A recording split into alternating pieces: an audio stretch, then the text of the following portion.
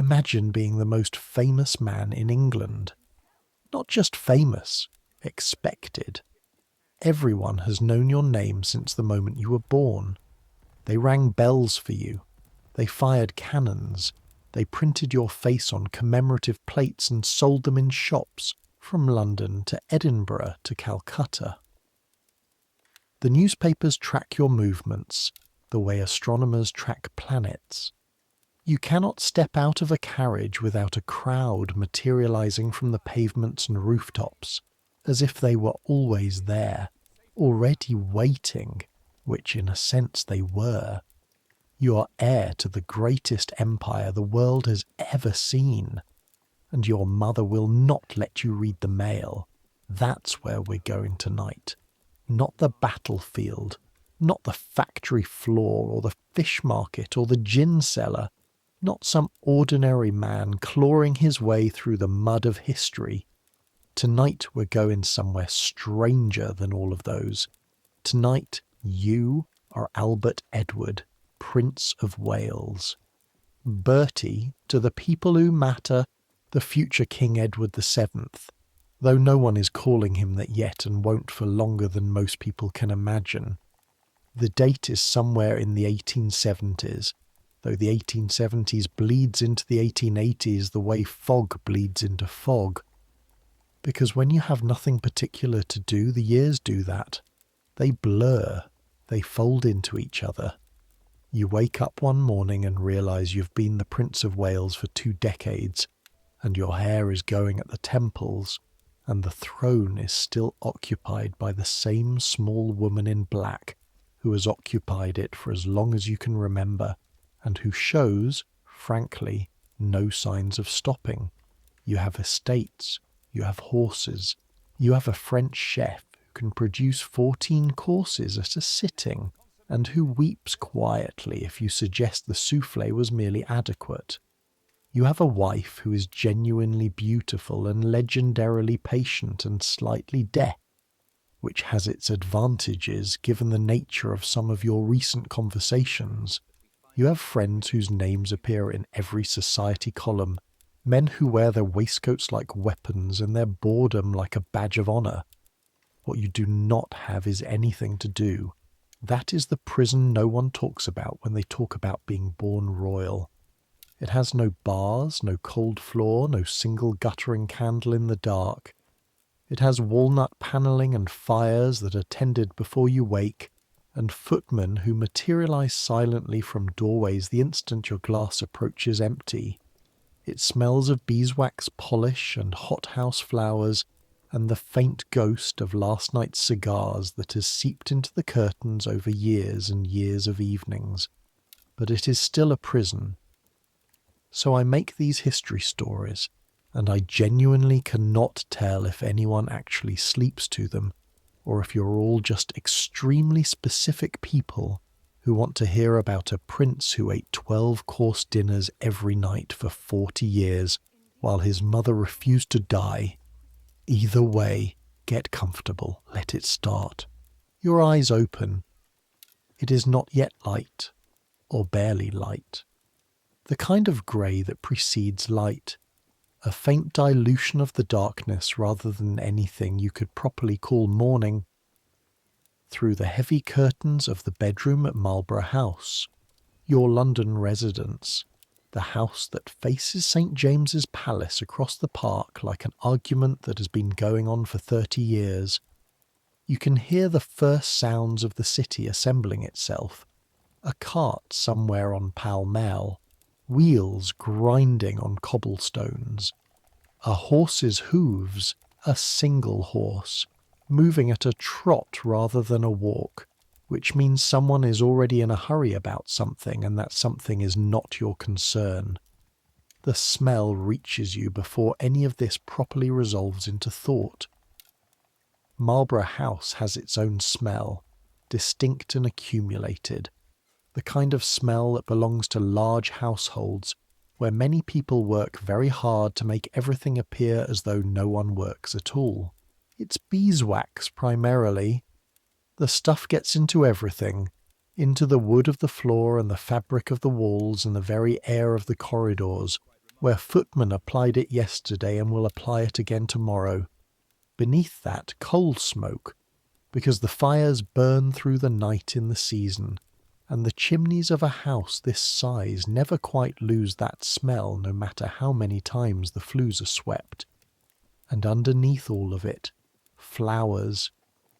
There are always flowers at Marlborough House, always fresh ones. Alexandra sees to that.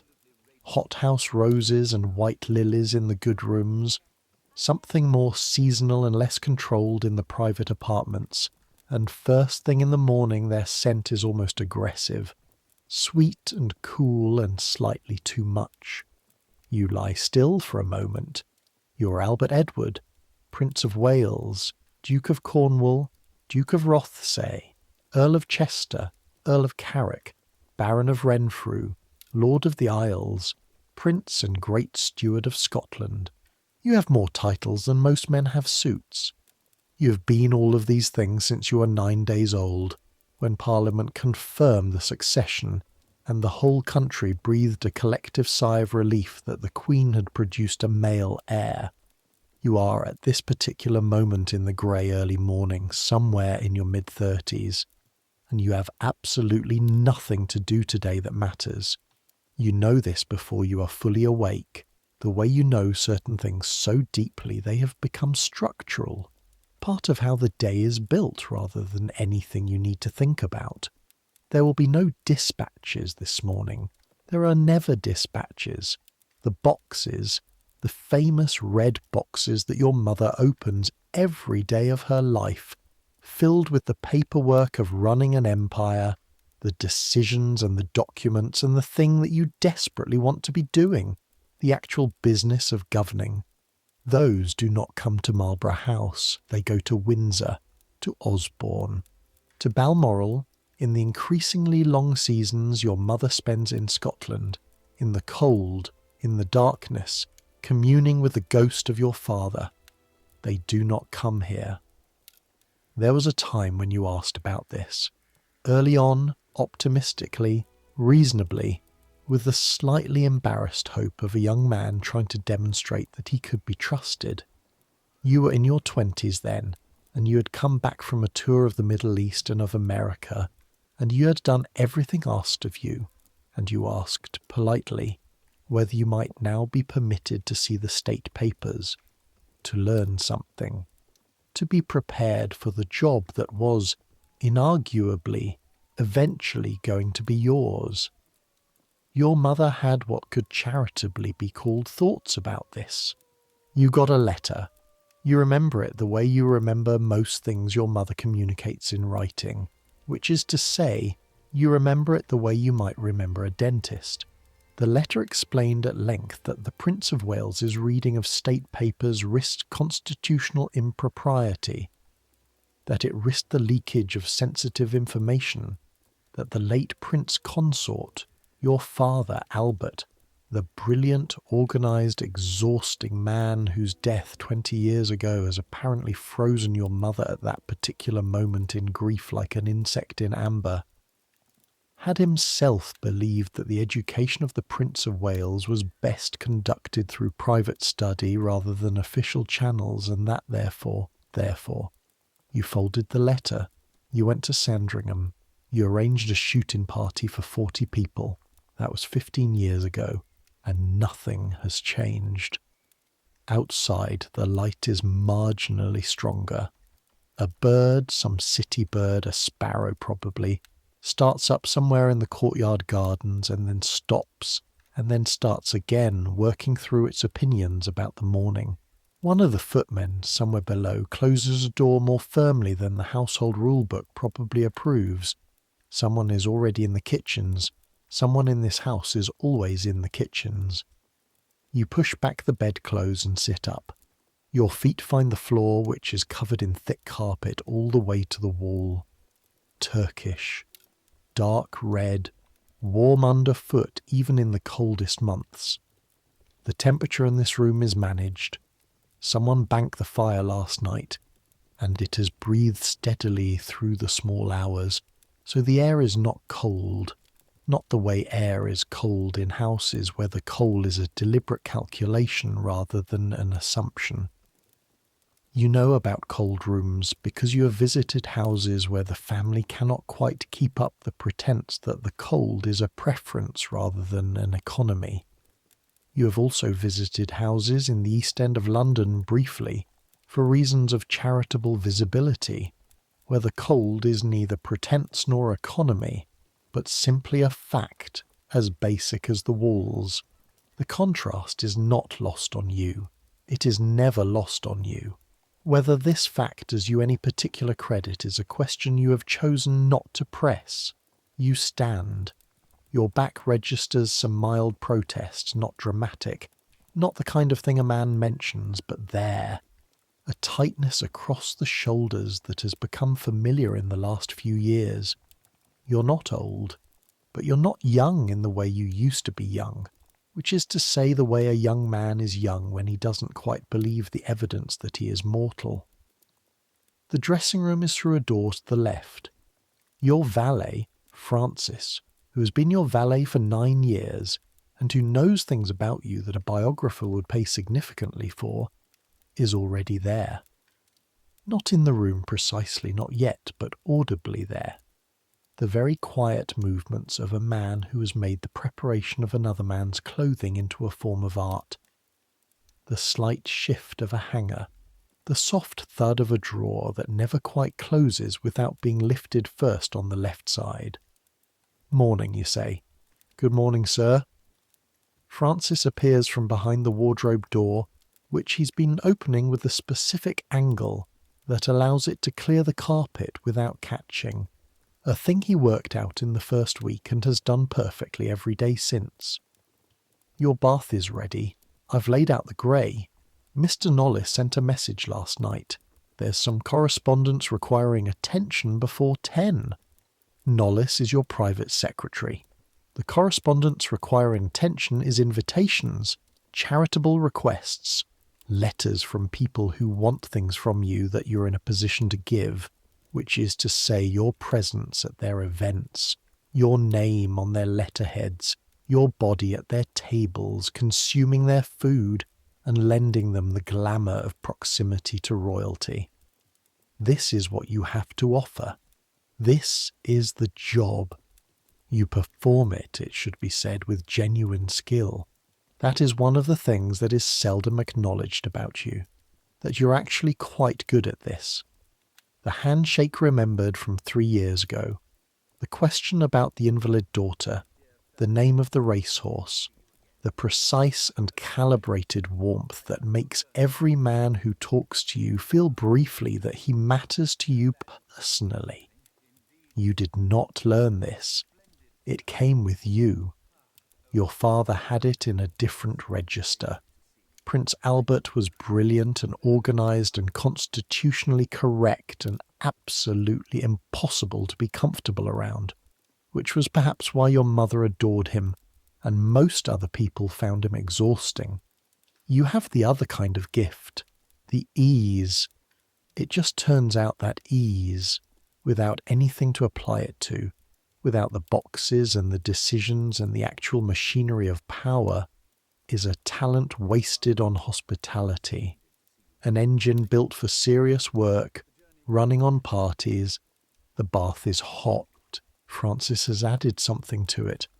Some preparation that one of the doctors at some point recommended, smells faintly of pine, cuts the residue of last night's cigar smoke from your skin.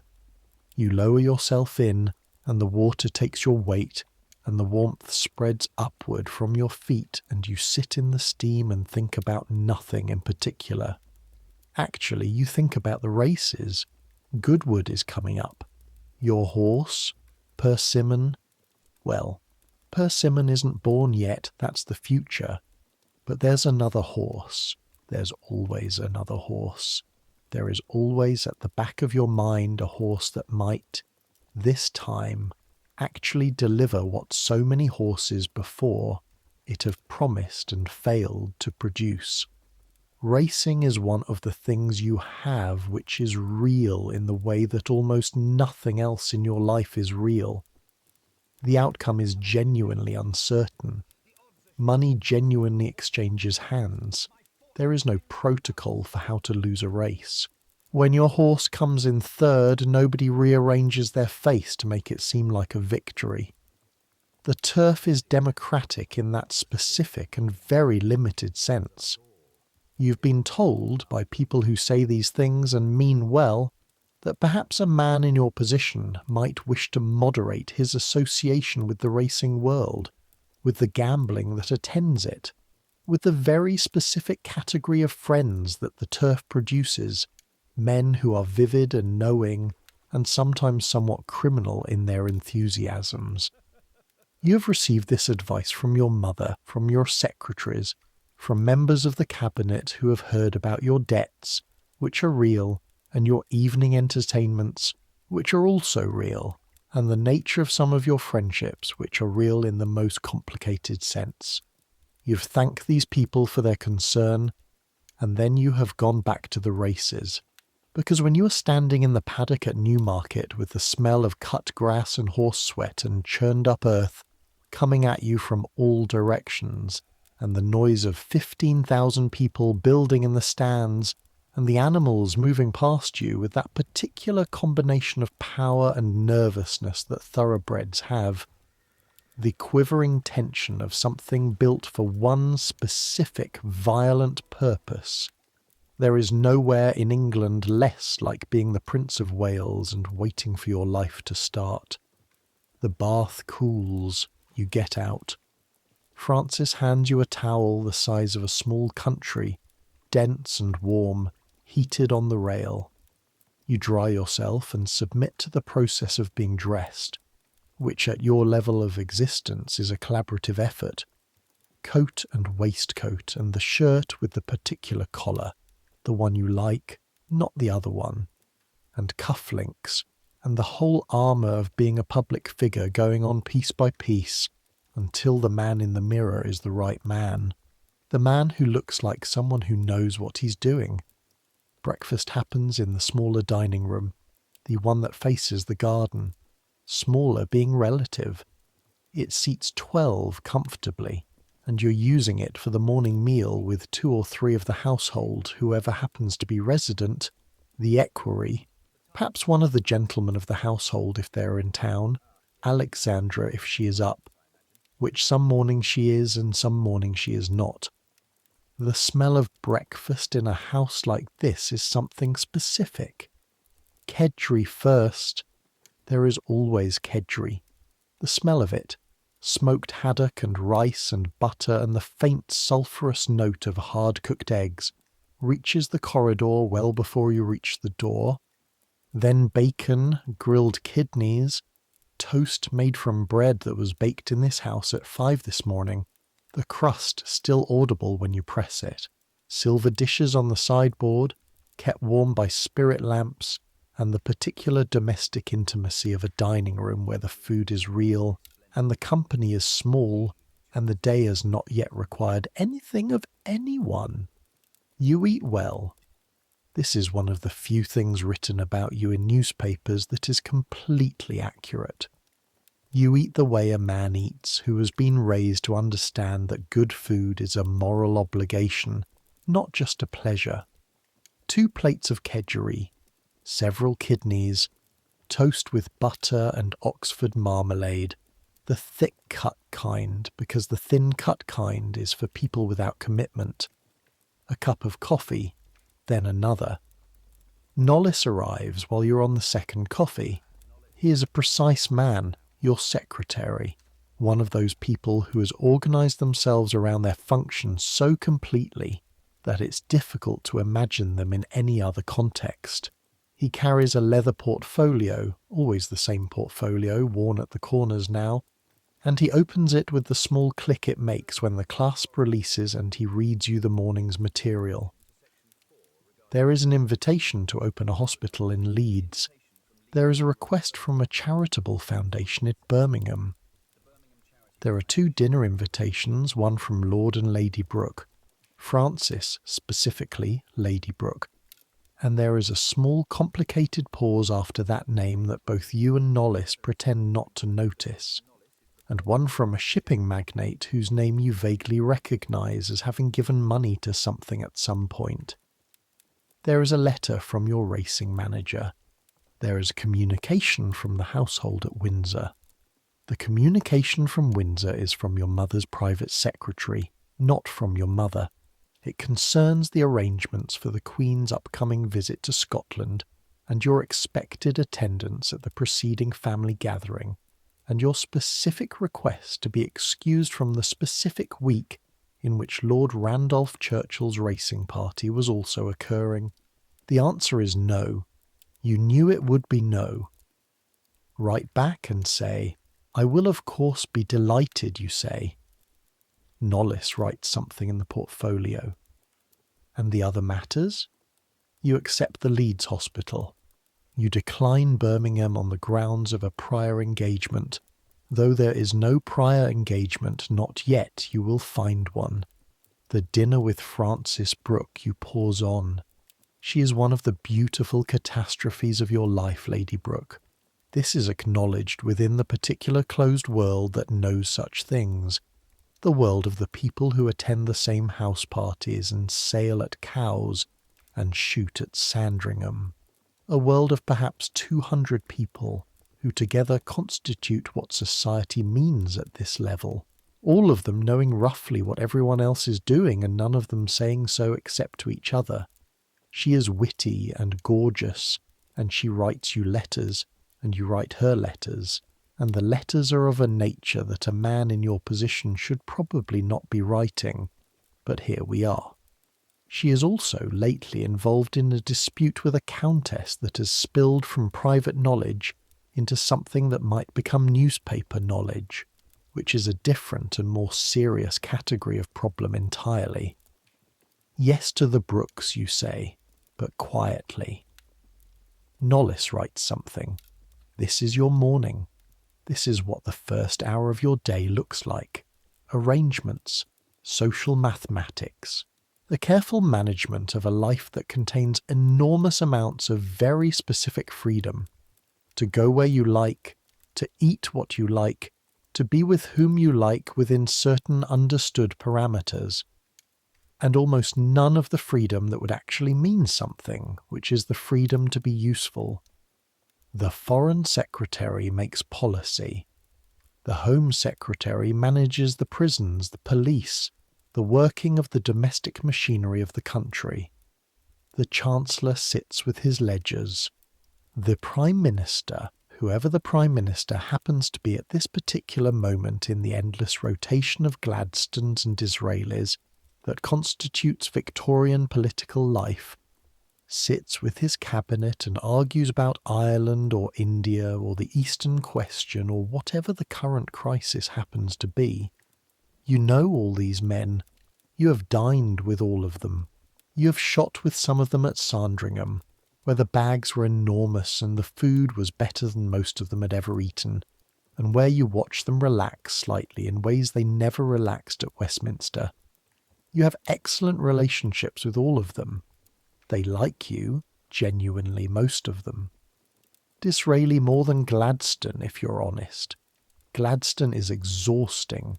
All that moral energy, all those improving conversations. The man cannot eat a dinner without making you feel you should be doing something about Ireland. But even Gladstone, in the right mood, late in the evening, has been known to produce something approaching warmth. None of them tell you anything, not because they don't like you, not because they think you would misuse the information, because the Queen has made clear, in the particular way that the Queen makes things clear, that the Prince of Wales is not to be involved in state matters, and no one in Victorian Britain with any ambition or any sense has ever been interested in testing what happens when you go against the Queen. So the empire runs, and you watch it run from slightly outside the windows. After breakfast there is correspondence to sign, the routine endorsements and thank you letters and invitations accepted and declined that flow through a royal household on any given morning. You sign your name the way you've been signing it for decades, Albert Edward or Bertie to the close ones, but on official correspondence the full weight of it, and your hand moves across the paper automatically, the signature long since divorced from any particular consciousness, a practised mark. Outside the window the October morning has resolved into proper daylight, the kind of flat grey London light that is not unpleasant exactly, but is relentlessly honest about itself. The garden of Marlborough House, which is good garden, one of the better private gardens in central London, has gone from summer to autumn in the way gardens do. The formal beds finished, and the trees beginning their final declarations.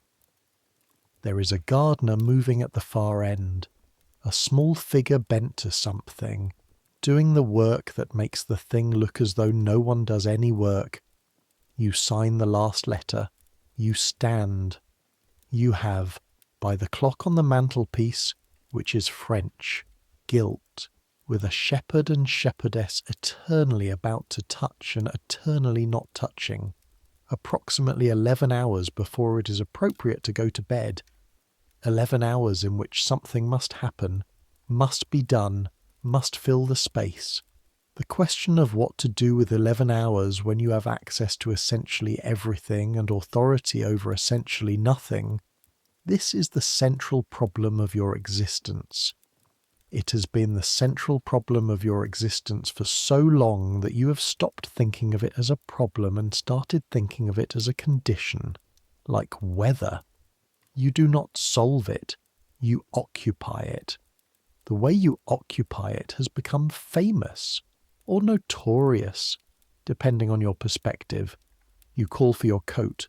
The equerry, Captain Holford this week, a tall, agreeable man who has the military bearing and the careful lack of expression that all your equerries have, it seems to be a prerequisite of the role, appears with the coat and the hat and the stick, and within 12 minutes of leaving the breakfast table, you are in a carriage moving through St. James's, and for the duration of the journey between here and the club, between the club and the tailor, between the tailor and wherever the morning deposits you next, you're in the specific and particular freedom of being in motion.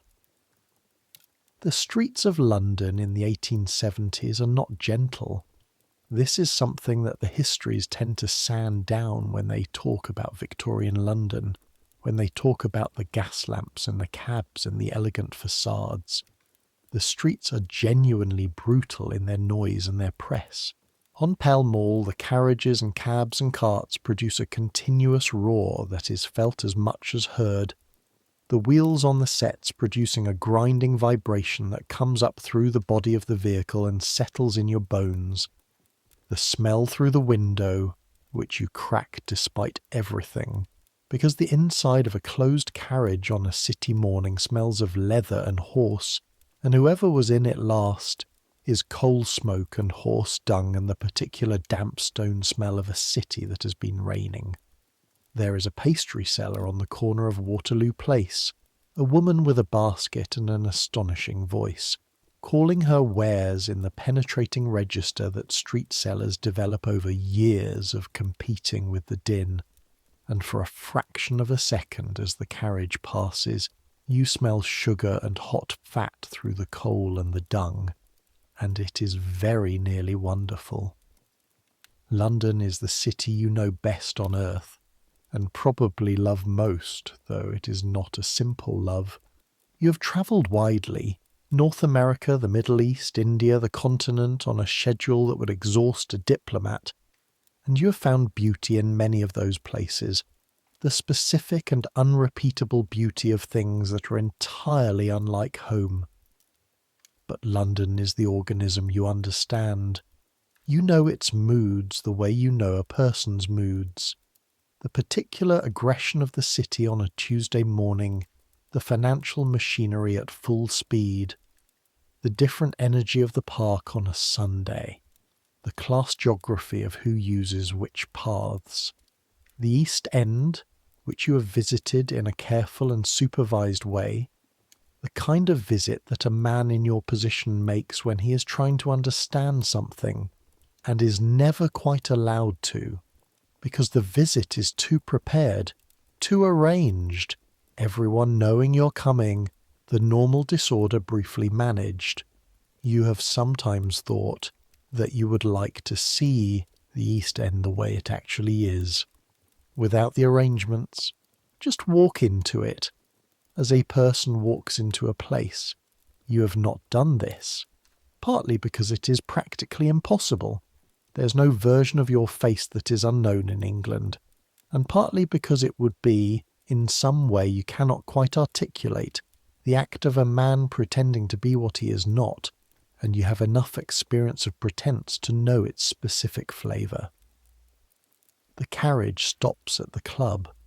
White's in St. James's Street is one of those institutions that is so completely itself that it has absorbed any number of centuries without particularly changing.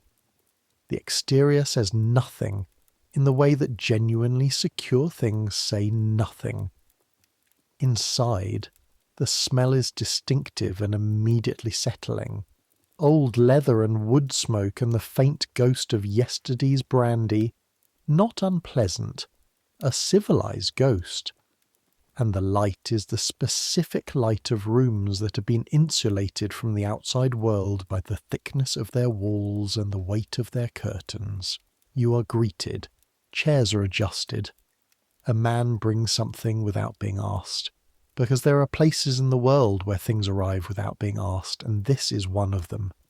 2 members you know are in the room, one of whom you like, one of whom you find perfectly tolerable, and you settle into the chair and the conversation about the horses begins naturally. The way conversations about horses begin naturally when you put certain people together, like water-finding level. Lord Hartington is talking about the odds on something at Goodwood. He's a large, slow-seeming man who is neither large nor slow in the ways that matter. He was briefly your mother's private secretary, and he managed that role with a competence that was all the more impressive for being invisible. He has a particular quality, Hartington, of appearing to be doing nothing while actually doing quite a lot, and you have always found him easy company for exactly this reason. The mayor is a problem, you say. The mayor is always a problem. Not this time. This time it's a hock. Last time it was a tendon. The time before that it was the farrier. The time before that, Hartington says, it was your trainer, if I remember correctly. He was drunk. He was magnificently drunk. I watched him at Ascot telling the horse its fortune. The horse seemed interested. You laugh. It is a real laugh, not the calibrated warmth of the public Bertie, not the version of you that appears in the newspapers and on the commemorative plates. It is the laugh of a man in his late 30s who has known the same people for long enough that some things are genuinely funny. This is another one of the things that fills the time.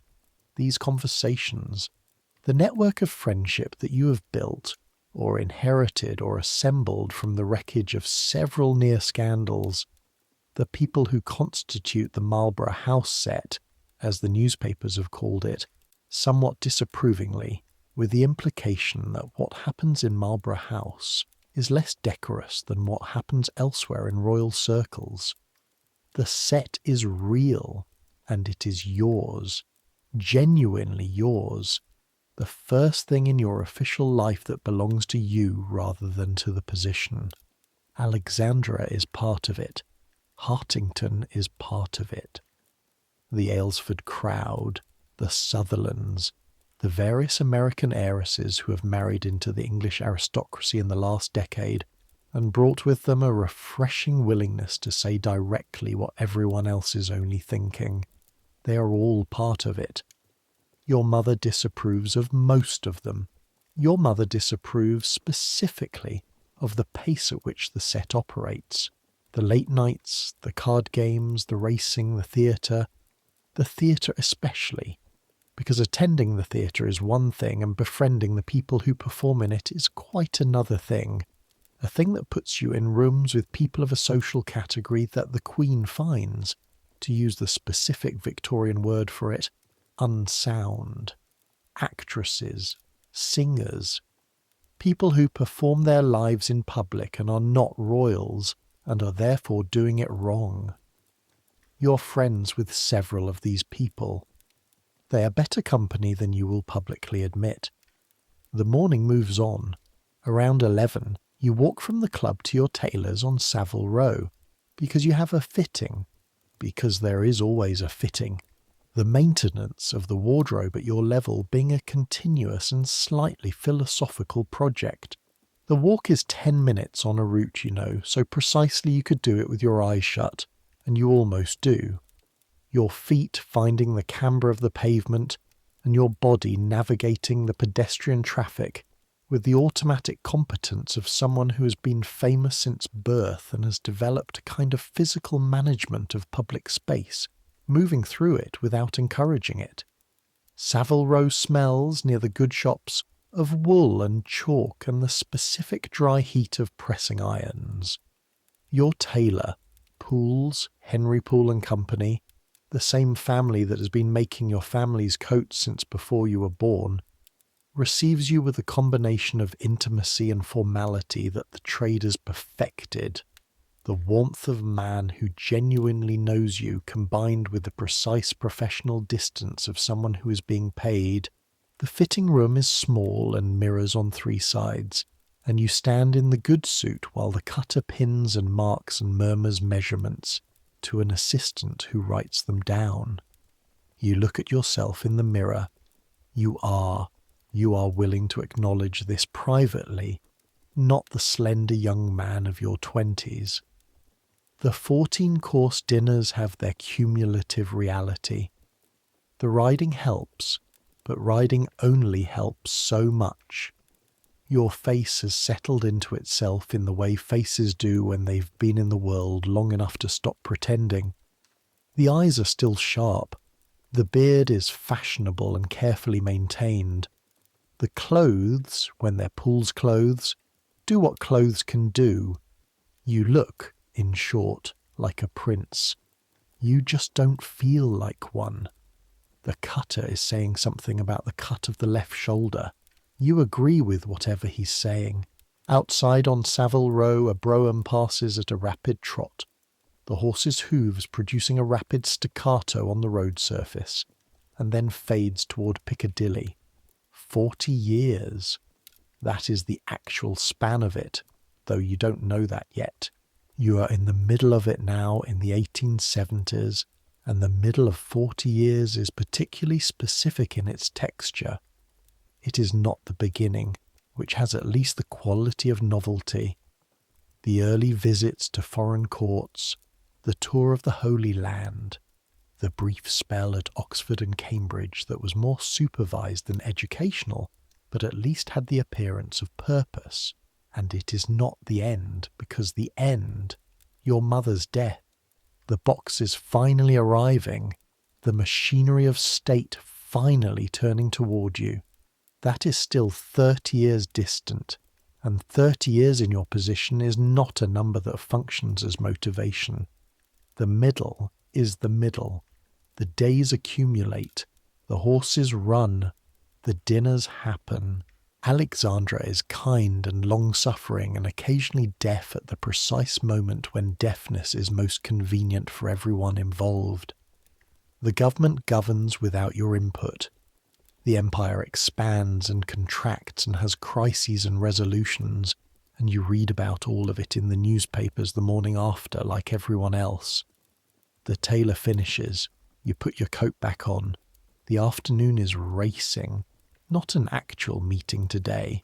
The season is between major meetings at this point, but you have horses at a private gallop facility, and there is a trainer you want to speak to about something specific, and the drive to the facility takes 40 minutes each way through a particular stretch of outer London and then into Kent, where the quality of the light changes and the sound changes and the air starts to smell of something that is not city.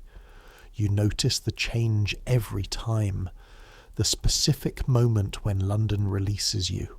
When the last of the terraced houses gives way to something less decided, when the road widens slightly, when the hedgerows appear at the sides still green in October in the way that English hedgerows are still green in October, still holding their leaves against the season, the sky becomes something larger.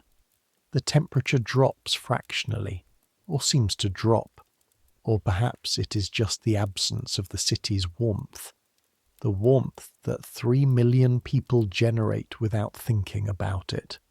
The facility is a collection of low buildings around a stable yard, old enough to have the smell of old stabling in the wood of the structures, a smell that is complex and not entirely unpleasant. Horse and straw, and the oiled leather of tack, and the particular mineral smell of the water that horses drink in volume, something that gets into the stones of the yard after enough years. The trainer, a weathered, compact man with the specific physical quality of all good horsemen, the ability to be perfectly still, meets you at the gate. His name is Marsh. Richard Marsh, who will eventually train your horses for many years, though the relationship is only just beginning. He shakes your hand with the handshake of someone who shakes a lot of hands but means this particular one, and leads you to the paddock where 2 animals are being walked by stable lads, the horses moving with the high-stepping, careful energy of thoroughbreds who've been exercised but not fully spent. The horse you're here to see is a chestnut. Moves well. Marsh talks about it the way Marsh talks about everything, with the economy of a man who has spent his professional life in the company of animals that cannot speak and has therefore become very precise about what he himself says. The horse has been working well. The hock that was a concern is resolved. The question of the Goodwood entry depends on a trial next week. You watch the horse go around the paddock and you feel the specific pleasure of this, the thing you cannot quite explain to people who don't share it.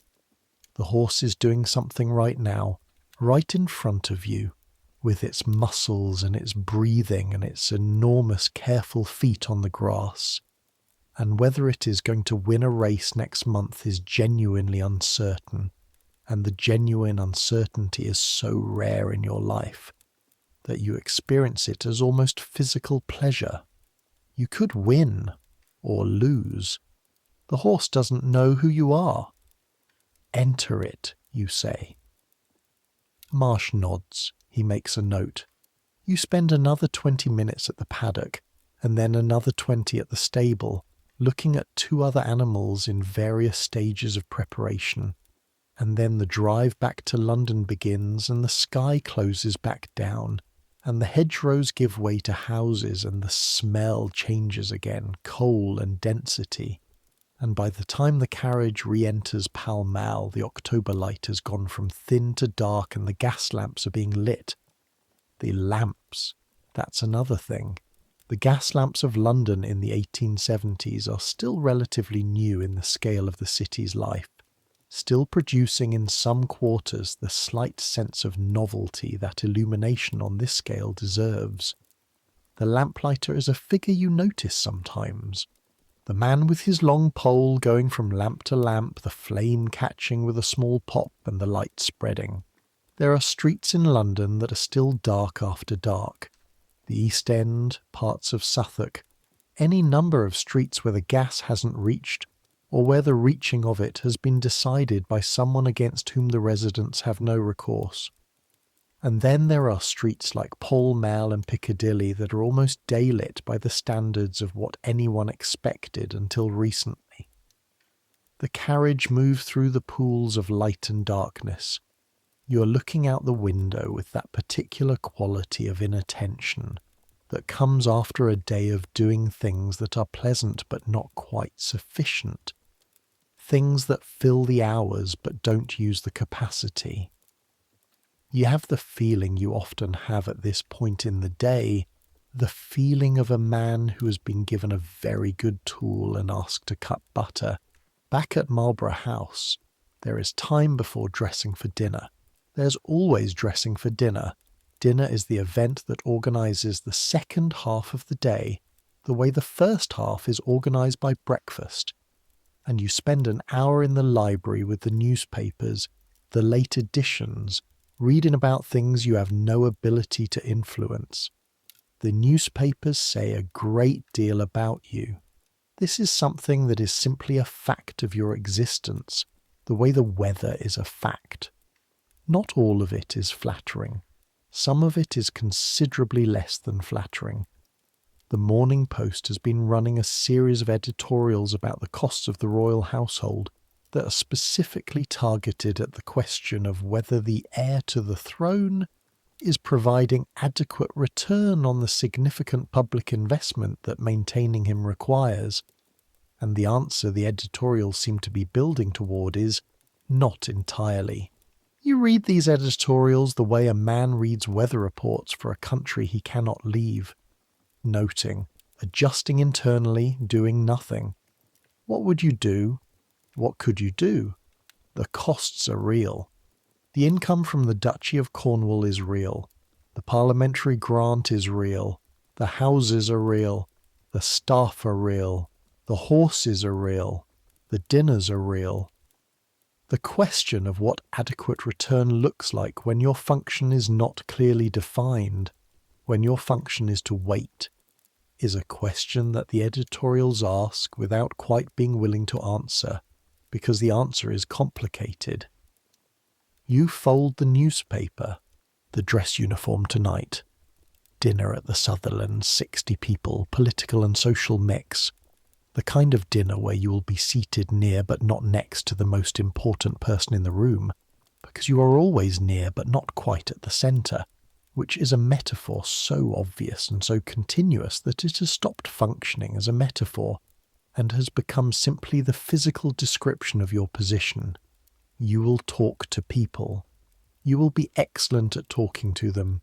You will remember their names and their concerns and their recent successes and their horses, and they will go home feeling that the evening was a success, that the prince was charming, which he was, and that the dinner was good, which it will be, and the carriages will take them home through the London night, and the whole apparatus will start again tomorrow. Your dresser, not Francis tonight, the evening man, helps you into the uniform. The medals go on in their correct order. There is correct order for medals, and there are people whose job it is to know it and produce the thing in the right configuration so that the visual statement the medals make, the biographical summary, the record of investitures and honours, the careful, curated story of a public life, is correct to the millimetre. The mirror confirms what it usually confirms. Everything is in place. Alexandra appears at the door to say she is ready, and she is. She is always ready on time, which is one of the things you know about her and have relied on for a decade of marriage now. The Danish princess who came to England at 18 and became England's most popular woman almost immediately, partly through genuine warmth and partly through the specific good fortune of being obviously and visibly not your mother. England loves Alexandra. England also loves you, more or less, in the fond, exasperated way that England loves a man who eats too much and spends too freely, and has a gift for people that is real, but is deployed in places that make the editorial writers nervous. She takes your arm. Her hand is light and warm, and she smells of the perfume she's been wearing for as long as you've known her. Some French thing, restrained, not the aggressive sweetness of cheaper preparations. She is still beautiful. You notice this with genuine pleasure, not the performed appreciation of a husband saying the correct thing, but the actual recognition of something that is aesthetically and personally true. She says something quiet about the evening and you answer, and the words are not important. They never are at this stage of a marriage. The words are just the sound that a partnership makes when it is moving in the same direction. the carriage, the night, Sutherland House, and the dinner begins.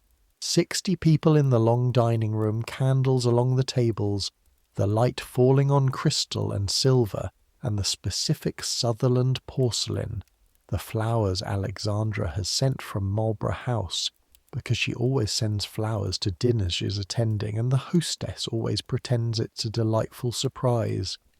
The footmen moving along the outside of the table with the precision of something choreographed, plates arriving and departing in a sequence that is the result of years of training applied to the problem of feeding 60 people simultaneously while making it appear effortless. You eat.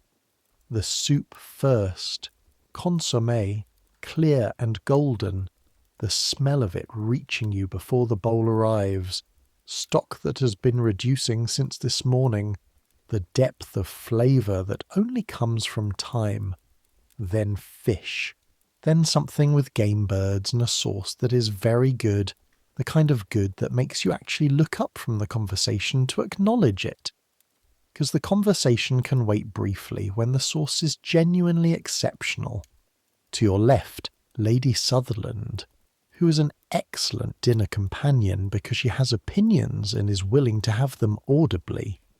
To your right, a man whose name you are holding in your head from the introduction, Cavendish something, connected to the textile interests in Manchester, here because he has given money to the political things that Sutherland supports. Good conversation about the industry, the actual mechanics of it, the mills and the looms and the particular crisis of the moment in the cotton supply, which has been interesting since the American War disrupted everything. The machinery is changing faster than anyone expected, this man is saying. He has the quality of someone who actually understands the thing he's talking about, which in your experience is rarer at dinner tables than it should be. We're running mills now that produce in a week what would have taken a month 10 years ago. The problem isn't production. The problem is the men. The men. The men who used to do by hand what the machines do now. The handloom weavers. You've seen them. Well.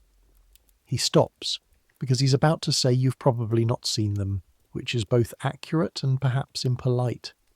The accounts are, the condition of things in Lancashire is not comfortable. Tell me, you say. And he does for the next 20 minutes, with the specificity of someone who has actually been to the mills and talked to the men rather than read about them. And you listen with the focus you have developed over a lifetime of listening to people, the focus that distinguishes between what someone is saying and what they are trying to say, between the official version and the underneath of it. The handloom weavers are being replaced. Have been being replaced for 30 years, in fact, but the pace is accelerating. There are families in the mill towns of Lancashire and Yorkshire who have nothing, not nothing in the newspaper sense, not nothing in the way of comfortable people gesturing at the absence of some luxury, but nothing in the absolute sense, the bare fact of it, the hunger. You already know some of this, but hearing it like this from a man whose money is in it, who has seen it himself, has a different weight than reading it. What would help, you ask? He looks at you for a moment, recalibrating. Because you have asked him what would help, not what should be done, not what the government is planning, not what the natural course of the market might produce, but simply what would help. A prince visiting would help, he says eventually. Not in the royal visit sense, not the opening of a building, but being seen to care, to be present. The people up there, they feel very far from here. You say you will think about it. You file the man's name in the place you file things. Cavendish, textiles, Manchester, mill crisis. Whether you can do something about it, whether a visit would produce anything beyond the symbolic, whether the symbolic is worth doing when it is only the symbolic. These are questions you've asked yourself many times and continue to ask, without arriving at answers that fully satisfy. The dinner continues. The pudding is a triumph. Some confection involving late-season fruit and cream, and a pastry that shatters in exactly the way pastry should shatter. And around the table there is that particular sound that good puddings produce, the brief suspension of conversation as everyone adjusts to pleasure. After dinner, the men's half-hour, which expands as it always does to 90 minutes, brandy and cigars in the smoking room, the political conversations that cannot happen at the mixed table. The smell of the room changes with the cigars, the clean post-dinner air thickening into something richer, the blue smoke rising toward the ceiling and hanging there. Sutherland is talking about Gladstone's intentions regarding the Irish question. Hartington, who is also here, Hartington is always somewhere you are, it seems, or you're always somewhere he is expressing the carefully measured view that Gladstone's intentions and Gladstone's ability to execute those intentions are two significantly different things, which produces laughter from people who know Gladstone.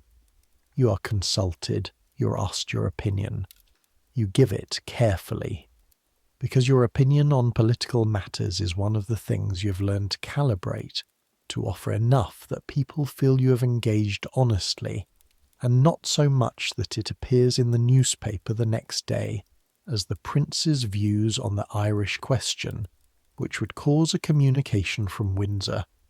Sutherland leaning toward you while Hartington and one of the others argue about something specific in the recent parliamentary proceedings, says quietly, "The Queen is in excellent health, I'm told."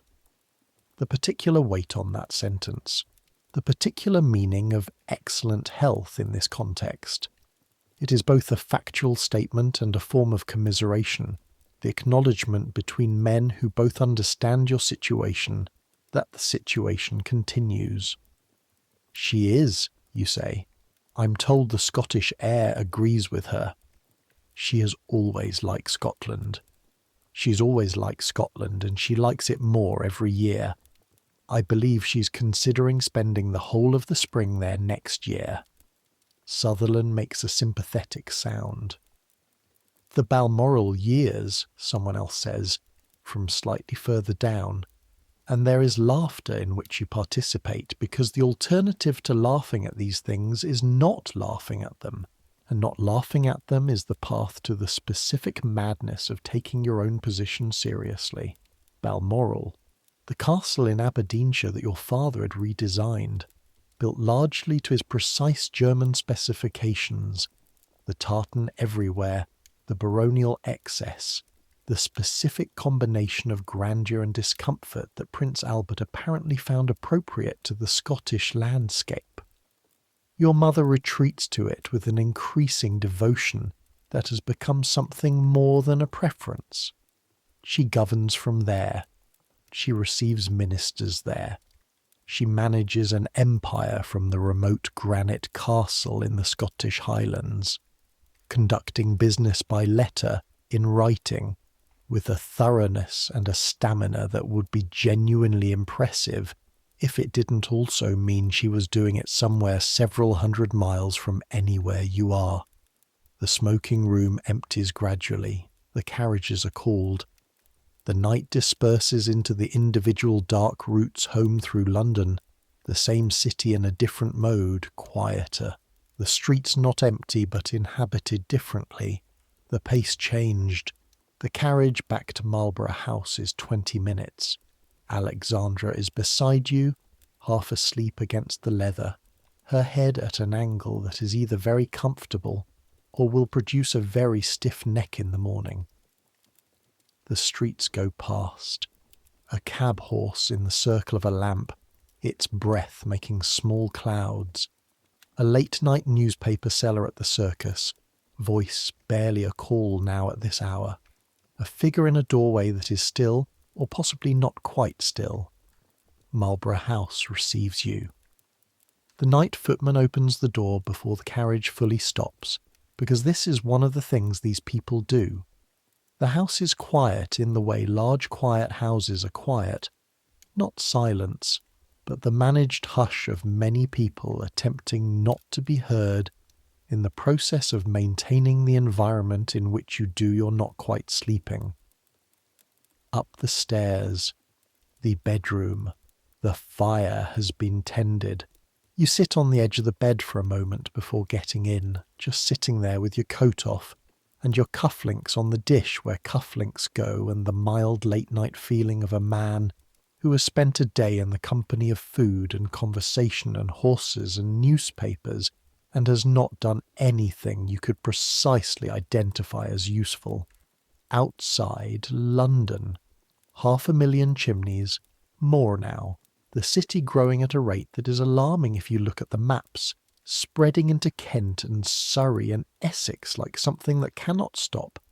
3 million people tonight, working, sleeping, drinking, arguing, dying, being born, laying bricks, writing editorials, running mills, grooming horses, carrying coal upstairs in houses where the coal arrives in the kitchen and someone carries it the rest of the way. In the palace across the park, your mother is almost certainly still working. This is the thing about her that is impossible not to respect, even when respect is complicated. She works. The boxes are never ignored. The letters are answered personally in her handwriting, to an extent that no one who has not seen it believes until they see it. She runs the thing. She's been running it since 1837, and she will run it until she cannot run it any more. And the running of it, and the grief for your father, and the certainty that she is right about almost everything have fused together into something that is genuinely formidable. She is your mother. You love her with the specific wounded love of a person who has been controlled by someone for so long that the control has become part of the love, inseparable, the two things wound around each other like ivy and stone. You cannot peel away the resentment without damaging the love. You cannot express the love without acknowledging the resentment. So you do both things imperfectly, at a distance, through letters and occasions and the formal performances of the family. She thinks you're reckless. She thinks you lack the seriousness of your father. She's right about the first and more complicated about the second. You lie back. The ceiling of the bedroom at Marlborough House is high and white and perfectly maintained, not a single crack in it. The plasterwork repaired as needed, as everything here is repaired as needed. The whole enterprise running on the invisible effort of people who sleep in the attic rooms and rise before you and sleep after you and keep the machine running so precisely that it seems to run itself. The fire breathes. You think about the horse, about whether it will run well at Goodwood, about the man at dinner with his textile mills and his men who are being replaced by machines, about whether a visit would help anything, or whether you are deceiving yourself, again, about the amount of difference the Prince of Wales making an appearance in a northern mill town actually produces. You think about what Sutherland said. Excellent health. The Scottish air agrees with her. 30 more years. Well, not 30, but some number that is not small. You close your eyes. Outside, a church bell somewhere, St. James's probably the familiar one, marks the hour. midnight. The city does not stop for this. The city never stops. Sleep comes eventually. It always does. The horse does not win at Goodwood. This is not exactly a surprise, but it is still a disappointment of the specific variety that only racing produces. The disappointment that contains within it the ghost of a hope that was real, however irrational. You watched it from the stand with your binoculars. watching it fall back in the final furlong where it should have been finding more, and the knowledge arrived incrementally, the way bad news always arrives when you can see it coming from a distance.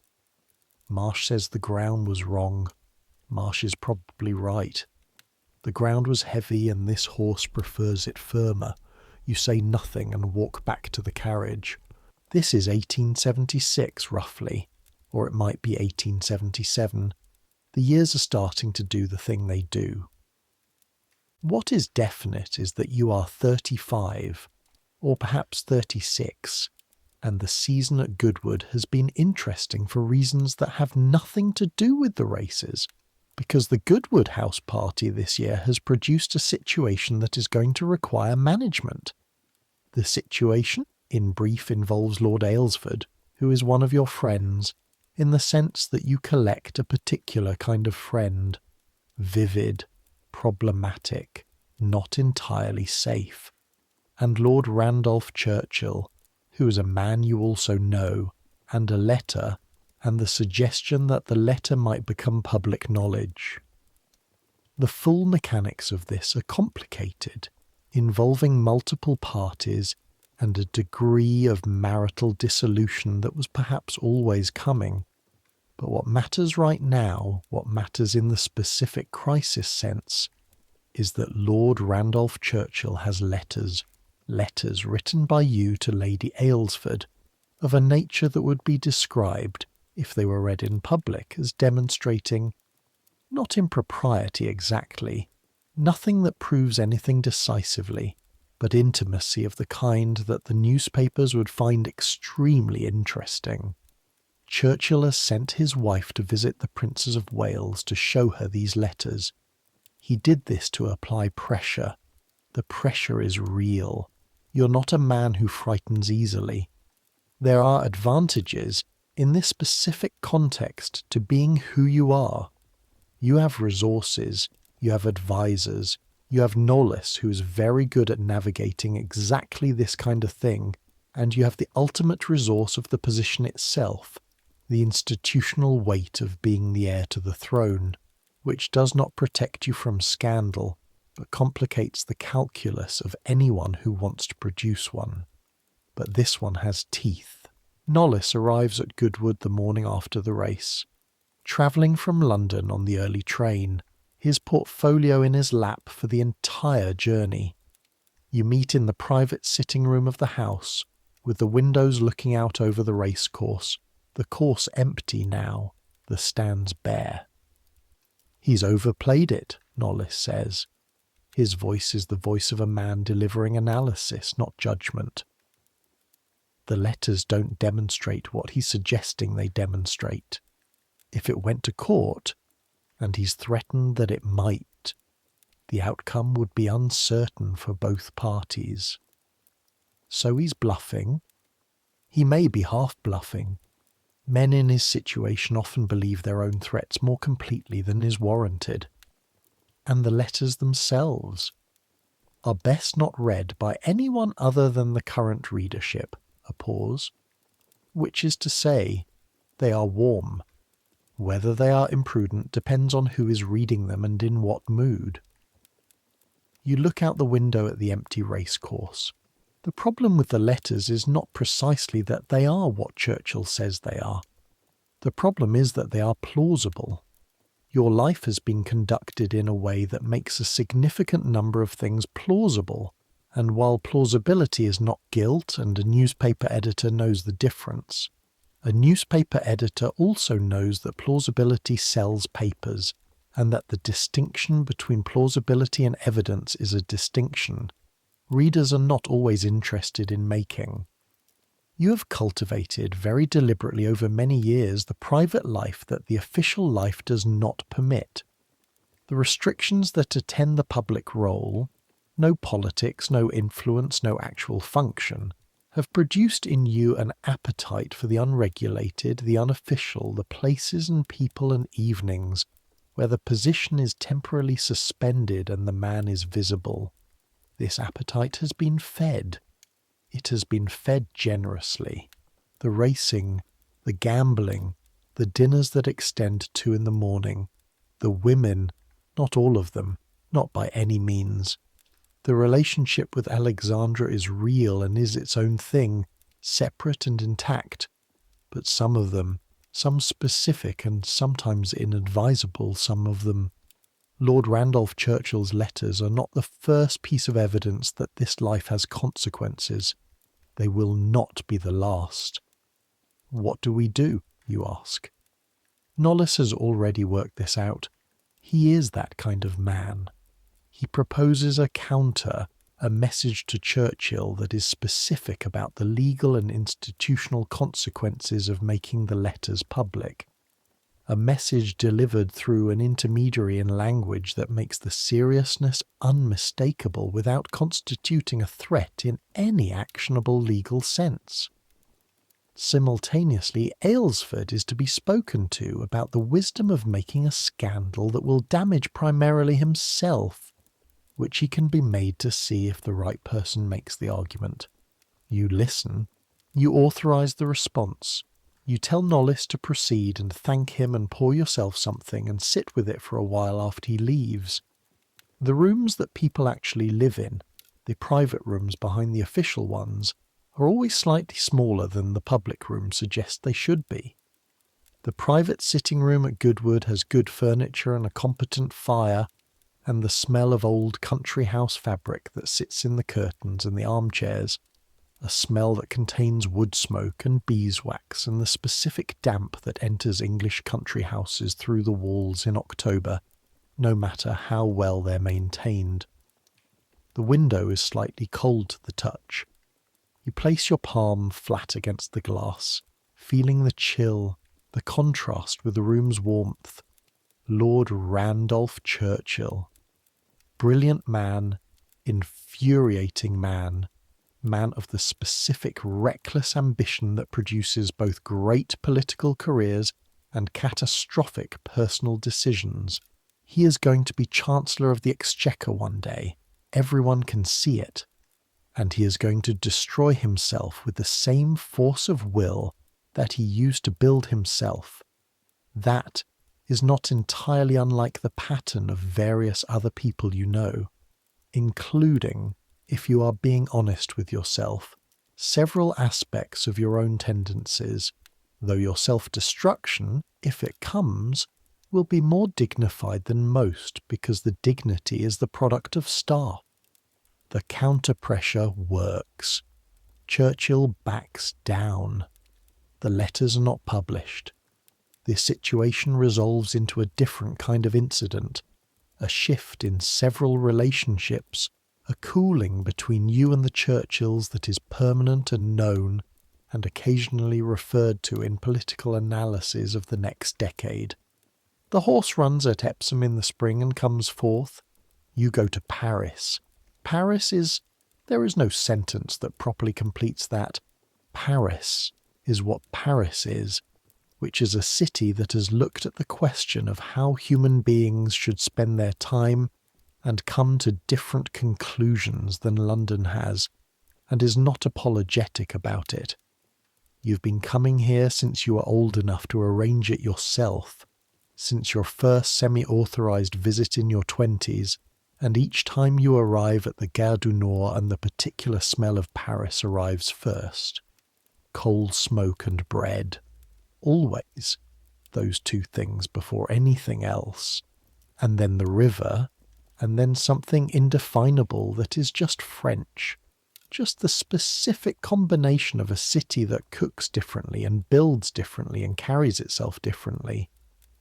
You feel the specific release of a man who's been wearing the wrong coat and has just been handed the right one. The Hotel Bristol. Your rooms are on the 3rd floor, looking onto the Rue du Faubourg Saint-Honoré, which at 9 in the morning is already performing its function of being a street that is very good at being a street. The morning delivery carts and the opening shop fronts and the baker across the road, whose window has been releasing the smell of warm pastry for the last 20 minutes, in a way that is almost certainly deliberate. Paris knows who you are. This is unavoidable. You are, in a specific sense, more famous here than you are in London, because in London you are a familiar fact and in Paris you are an event. The English prince who likes France more than England likes France, which tells the French something about you that they find gratifying. You are treated with the specific warmth that the French extend to people they have decided to approve of. A warmth that is genuine but also slightly performative. The approval made visible because the French feel the emotion is wasted if it cannot be seen. You have an itinerary that is both structured and completely free, which is the ideal condition. The schedule loose enough that everything feels chosen. Lunch at a restaurant where the fish is done in the Provençal manner, simply, without the elaborate construction that London restaurants mistake for quality. An afternoon at a gallery. You like painting genuinely, not as a patronage function, but as actual visual pleasure. And there is a small impressionist exhibition in a gallery near the Palais Royal that Knollys mentioned in passing. The kind of thing that is not yet entirely respectable in official circles, and is therefore exactly the kind of thing you want to see. The gallery is small, the room cool, the light from the high windows falling at an angle onto canvases that are unlike anything being shown in London. You've seen the work before, some of it, know the names, Monet, Pissarro, Degas, the group that the critics are still working out how to attack properly. But in this room, in the afternoon light, there is something specific and immediate about it that the reproductions and the critical columns don't contain. A painting of the Seine in winter. The grey water and the bare trees and the quality of the winter light. The flat northern winter light that is not so different from English winter light, reproduced through what appears to be an act of controlled violence on the canvas. The paint applied with an insistence that produces the exact softness of reality, rather than the smooth lie of more traditional approaches. You stand in front of it for a long time. A woman nearby, also looking, glances at you, looks away, looks back, performs the specific recalibration of someone who thinks they recognize a face and is deciding whether they are right. She concludes that she is right and looks away again, to her credit. The painting costs more than you want to pay. You buy it anyway. It hangs eventually at Sandringham in the small sitting room off the library, where it is visible from a particular chair in the late afternoon, and it will be one of the things you look at in the last years of your life when you're sitting in that chair, thinking about things that might have been different. But that is the future. And the future is very far from Paris in the 1870s. You eat dinner at Maxim's, which is not quite what it will become. Maxim's is still finding itself, the kitchen discovering its ambitions, the room not yet the room it will be, but is already producing food that makes you think about food differently, the way a very good performance of something you know well makes you hear it differently.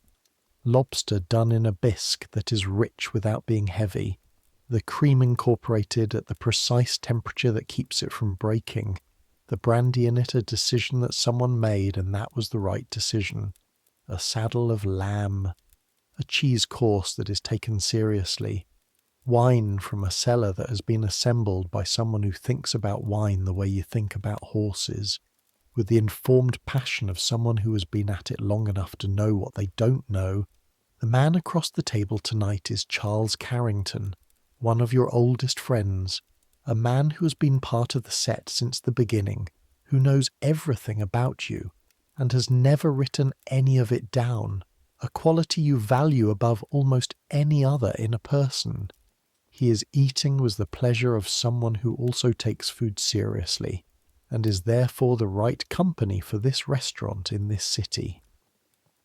Your mother, he says, because it is always possible to return to this subject after the appropriate interval, has apparently told Disraeli that the Prince of Wales is not to be included in any cabinet briefings on the Eastern question.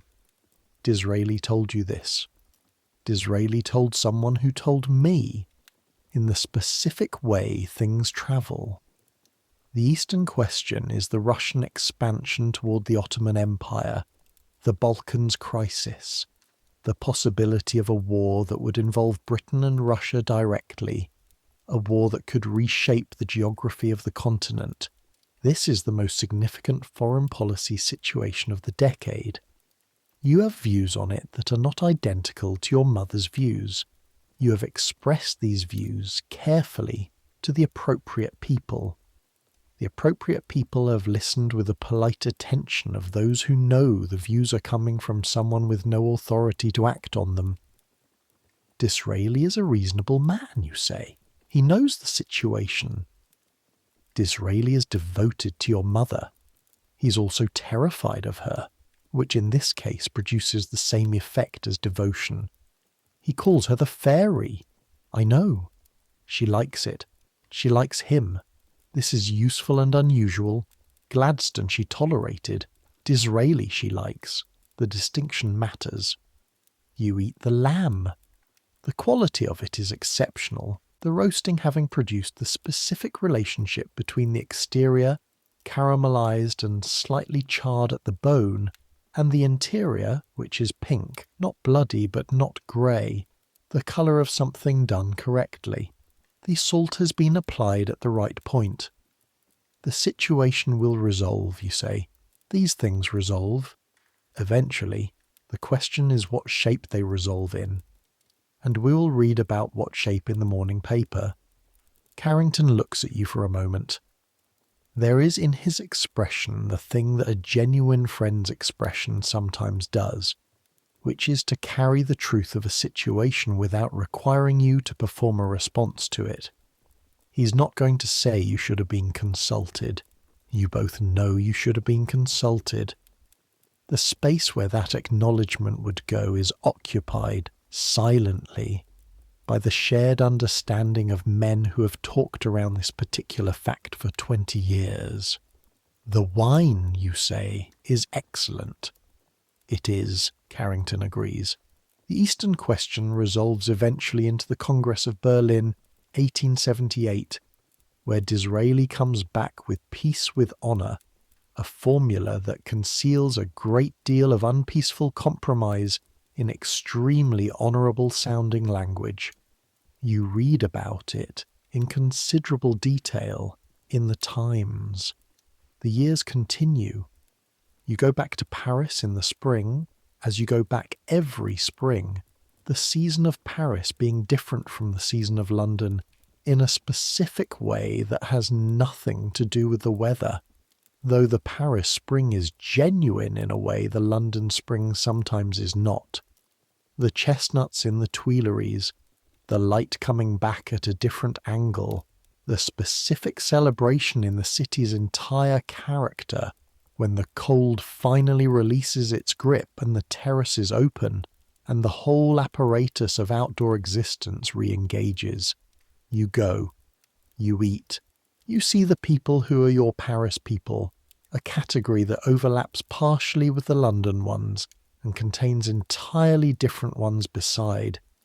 Artists, some of them, the demi-monde in ways that would produce editorial content in English newspapers, the specific Parisian acceptance of pleasure as a legitimate subject of careful attention. You're present at Longchamp for the racing, because the French racing is different from the English, in ways that are interesting to a man who has spent most of his adult life thinking about the English version.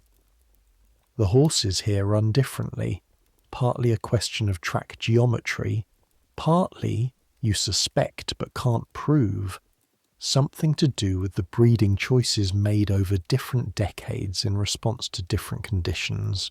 You watch the races and talk to the trainers and feel the specific pleasure of being somewhere where the connection between your position and the outcome of events is exactly as limited as it is at home, which is to say, not at all. And then back to England, The Sandringham year. Sandringham is the house in Norfolk that you bought, or that was bought for you. With the duchy funds, it is sometimes difficult to maintain the precise distinction, shortly after your marriage, and which you have made into the thing that comes closest to what you understand as home. This is complicated, because home for a man in your position is not the simple word it is for other men. It is not the house you grew up in, because that house is a palace, and palaces are not homes. Home is the thing you build yourself, or try to build yourself within the constraints. Sandringham is large but not ostentatious by the standards of your position, or you've made it less ostentatious than it might have been by filling it with people and activity rather than with grand furniture and ceremony. The shooting is the thing. The Norfolk land and the game it supports, and the specific pleasure of a day in the fields with the cold coming in off the wash, and the sky, the particular flat grey of the Norfolk coast in October, and the dogs working the hedgerows with their concentrated purpose. Your body is fully present during these days in a way it is not fully present in London, where most of what you do involves no physical effort.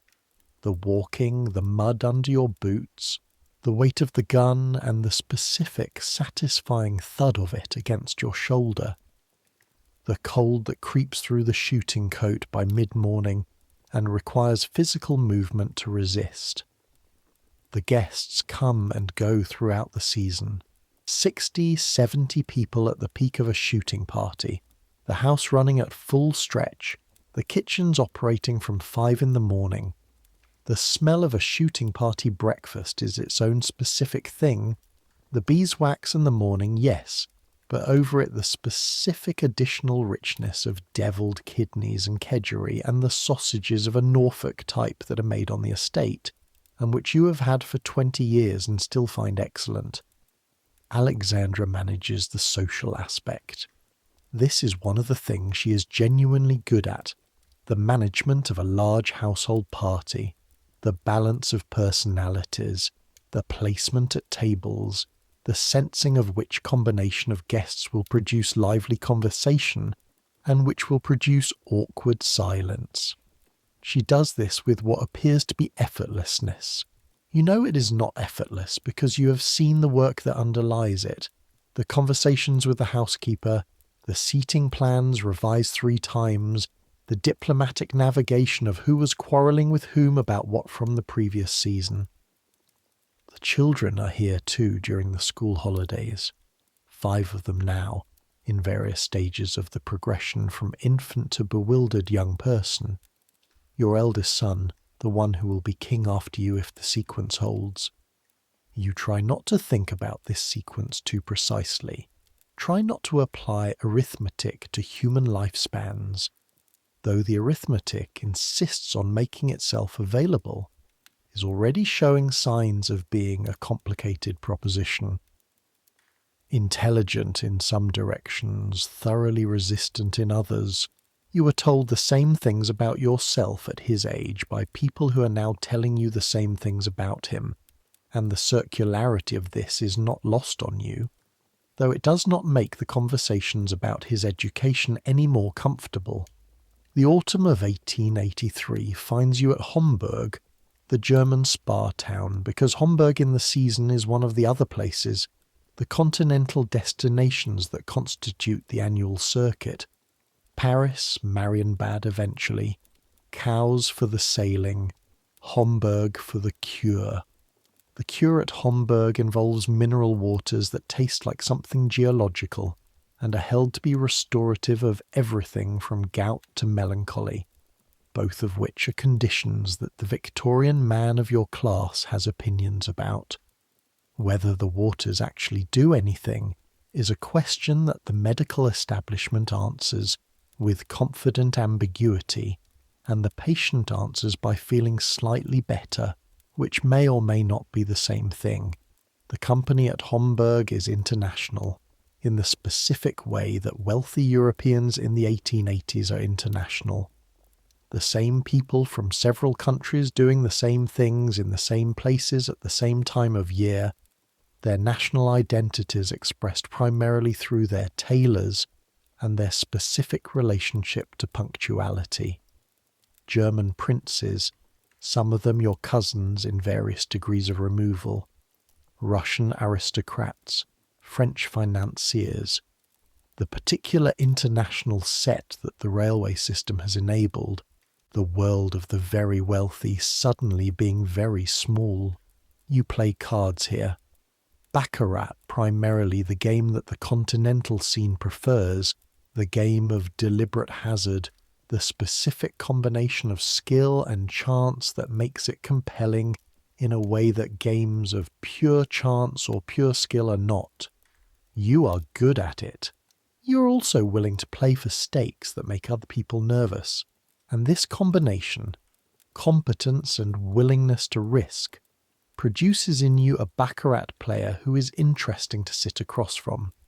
This is not a new observation. It will, however, in a few years produce consequences. The Tranby-Croft affair has not yet happened. It is still in the future, waiting in 1890, assembling itself from the various components that will eventually collide. Your friend Sir William Gordon Cumming, the baccarat table, the accusation of cheating, the cover-up that did not cover, the court case that made everything public. The affair that will require Nollis's best work, that will produce a cartoon in Punch that you will see and not entirely forgive, that will be discussed for the next decade as evidence of the dissolute character of the Marlborough House set. But that is 1890 and this is 1883, and at Homburg in the autumn of 1883 the main problem is that the mineral waters taste like something is wrong with them, which may in fact be the active ingredient. In the evenings at Homburg there are theatricals, the kind of entertainment that a gathering of this social nature produces when the cards are put away and the conversation about the waters has been exhausted. Someone always knows a professional, someone's friend who is a singer or a comedian of the respectable variety, and the salon is rearranged and the performance happens with the specific quality of private theatricals, which is either charming or slightly embarrassing depending on the talent level and the degree of wine that has preceded it.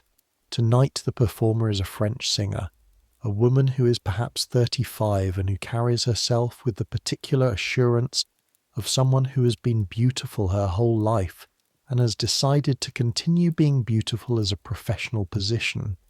She sings 3 songs in French, with the accompaniment of a pianist who is clearly of a higher technical level than the occasion requires, someone's import from Paris, and the 3rd song, a simple thing, a waltz tune with words about the Seine in autumn, is beautiful in the way that very simple things can be beautiful when they are executed perfectly. You applaud genuinely. She catches your eye for a moment in the way that people sometimes catch your eye. The flash of recognition and the decision about what to do with it, and then she is talking to the pianist, and the moment is over, and someone is proposing a toast to the Kaiser, your nephew Wilhelm, who has recently had another birthday and is still conducting himself in the manner of someone practicing to be a very large problem. Wilhelm, your nephew, son of your sister Vicky, who married the Crown Prince of Prussia, and has been managing the consequences of that decision with characteristic intelligence and considerable suffering for 20-odd years. Wilhelm is 24 now, and is the specific kind of 24 that produces anxiety in people who have to be in the same room as him. He is brilliant and unstable and completely certain that he is neither of those things. He speaks disparagingly of your influence in ways that eventually reach you through the reliable machinery of cousins and secretaries and the international network of who has said what to whom in which castle. He has opinions about the British throne and its future direction that are more assertive than his position technically warrants. given that the British throne is not currently in any way his affair. This will not remain the case. In a few years, he will be Kaiser, and at that point his opinions will become geopolitically operational, a development that no one in 1883 can quite bring themselves to fully plan for, even though the signs are all there. You raise your glass to your nephew's birthday. The autumn of 1884 is in England at Sandringham, where the estate improvements you have been making for a decade are visibly progressing. You have been a more involved landlord than is perhaps expected, taking the agricultural management seriously, the relationship between the estate and the people who work it, the farms and the cottages and the schools. This is another thing that doesn't appear in the newspapers much, or appears only in the context of a royal visit to open something. The actual ongoing management, the decisions about drainage and crop rotation, and the condition of the workers' housing, this is not visible public activity. It is activity, though. It is something to do that has demonstrable outcomes, that changes something, that can be measured. You can walk from one end of the Sandringham estate to the other and see evidence of decisions you made 3 years ago. The drainage ditch that changed the yield of a particular field, the school building that replaced a building that was not fit for the purpose, the cottage repairs that meant someone spent the last winter warm rather than cold. This is not running the empire, but it is not nothing. The farm manager, a Norfolk man named Booth, who has the specific qualities of all good estate managers, deep local knowledge, complete honesty, a willingness to tell you things you don't want to hear in language you can understand, walks with you through the fields on a November morning, the ground soft from overnight rain, each step producing a slight give and the smell of turned earth and wet grass, the low sky pushing down toward the flatlands. He explains, with the economy of a man who has been making these explanations for years, the state of the eastern fields, the question of the drainage, the winter wheat. Your boots are good, but the mud is the kind of Norfolk mud that has opinions about boots. It accumulates at the sole and builds up under the heel until each foot is carrying an additional pound of the county with it, and the walking becomes something with more physical reality than walking in London, something that uses the body differently, a resistance that is also somehow a satisfaction. The cottage at the north end, you say, the Jacobs family. Yes, sir. The roof was attended to in September. He tells me it's holding. And Mrs. Jacobs? Booth's expression shifts slightly. Not dramatically, just the small change that signifies moving from professional to personal. She's not been well, sir. The winter last year was hard on her, but she's stronger now. You make a note. Not literally, not in writing, you don't carry a notebook. This goes into the internal filing system that is one of the genuine tools of your position. Mrs. Jacobs, cottage at the north end, roof attended to, not well last winter. Next time you're at that end of the estate, you'll stop. This is the part of your life that is hardest to describe to people who haven't seen it, partly because it doesn't fit the narrative about you. The narrative is the races, the gambling, the actresses, the late nights. The narrative is the Marlborough House set and the French dinners and the Tranby Croft affair and the list of women whose names appear in various memoirs of the period. The narrative is the profligate prince who was kept from the throne by his formidable mother, and spent the waiting years eating and gambling and generally not preparing. The narrative is not wrong exactly. Most narratives aren't entirely wrong, but they miss the part that happens on November mornings in Norfolk Fields, the part where the Prince of Wales is talking to his farm manager about drainage and sick women and winter wheat, the part that has no particular glamour and produces no interesting gossip. The part where a man who has nothing essential to do makes something small and genuine from the available materials. It is not enough. You know it is not enough. The knowledge is constant and fairly quiet at this point, a low note beneath everything else, the way a building hums beneath the sound of the people in it. But it is not nothing. The horses at Sandringham are also a project, not just the racing string. You have moved beyond pure racing interest into something more comprehensive, the breeding program, the study of bloodlines, the specific science of what two particular horses will or won't produce. Marsh and you have long conversations about this, the genetics of it, though genetics is not yet quite the word people use. The way certain qualities pass through generations and certain others skip and reappear. The way the thing you're trying to breed for sometimes hides for a decade in a bloodline and then appears fully formed in an unexpected foal. You've been doing this long enough to see results. Not enormous results. One Derby winner does not make a legacy, though it makes a very good day, and Persimmon, the horse you haven't bred yet but are working toward, will eventually win 2 derbies and be the best thing to happen to your reputation on the turf. But results, evidence that the programme has logic, and that the logic is working. Marsh says on the November morning in the stud barn, with the smell of good hay and horse, and the particular herbal warmth of animals in a well-maintained enclosed space. The filly from last year's breeding is looking interesting. Interesting how? The stride, the way she holds herself, hard to explain. You understand this. There is a quality in certain animals that is not quite explicable in the language of measurements and ratios, something in the movement and the presence. You have been looking at horses long enough to feel it when it's there without always being able to say why you're feeling it. Keep watching her, you say. Yes, sir. This is not running the country, but Persimmon will come from this patience. And on Derby Day in 1896, when Persimmon wins, you will cry. You will actually cry in public, in front of 60,000 people, and no one will think the less of you for it, because the 60,000 people will be crying too. That is still a long way away. The Tranby Croft affair is closer.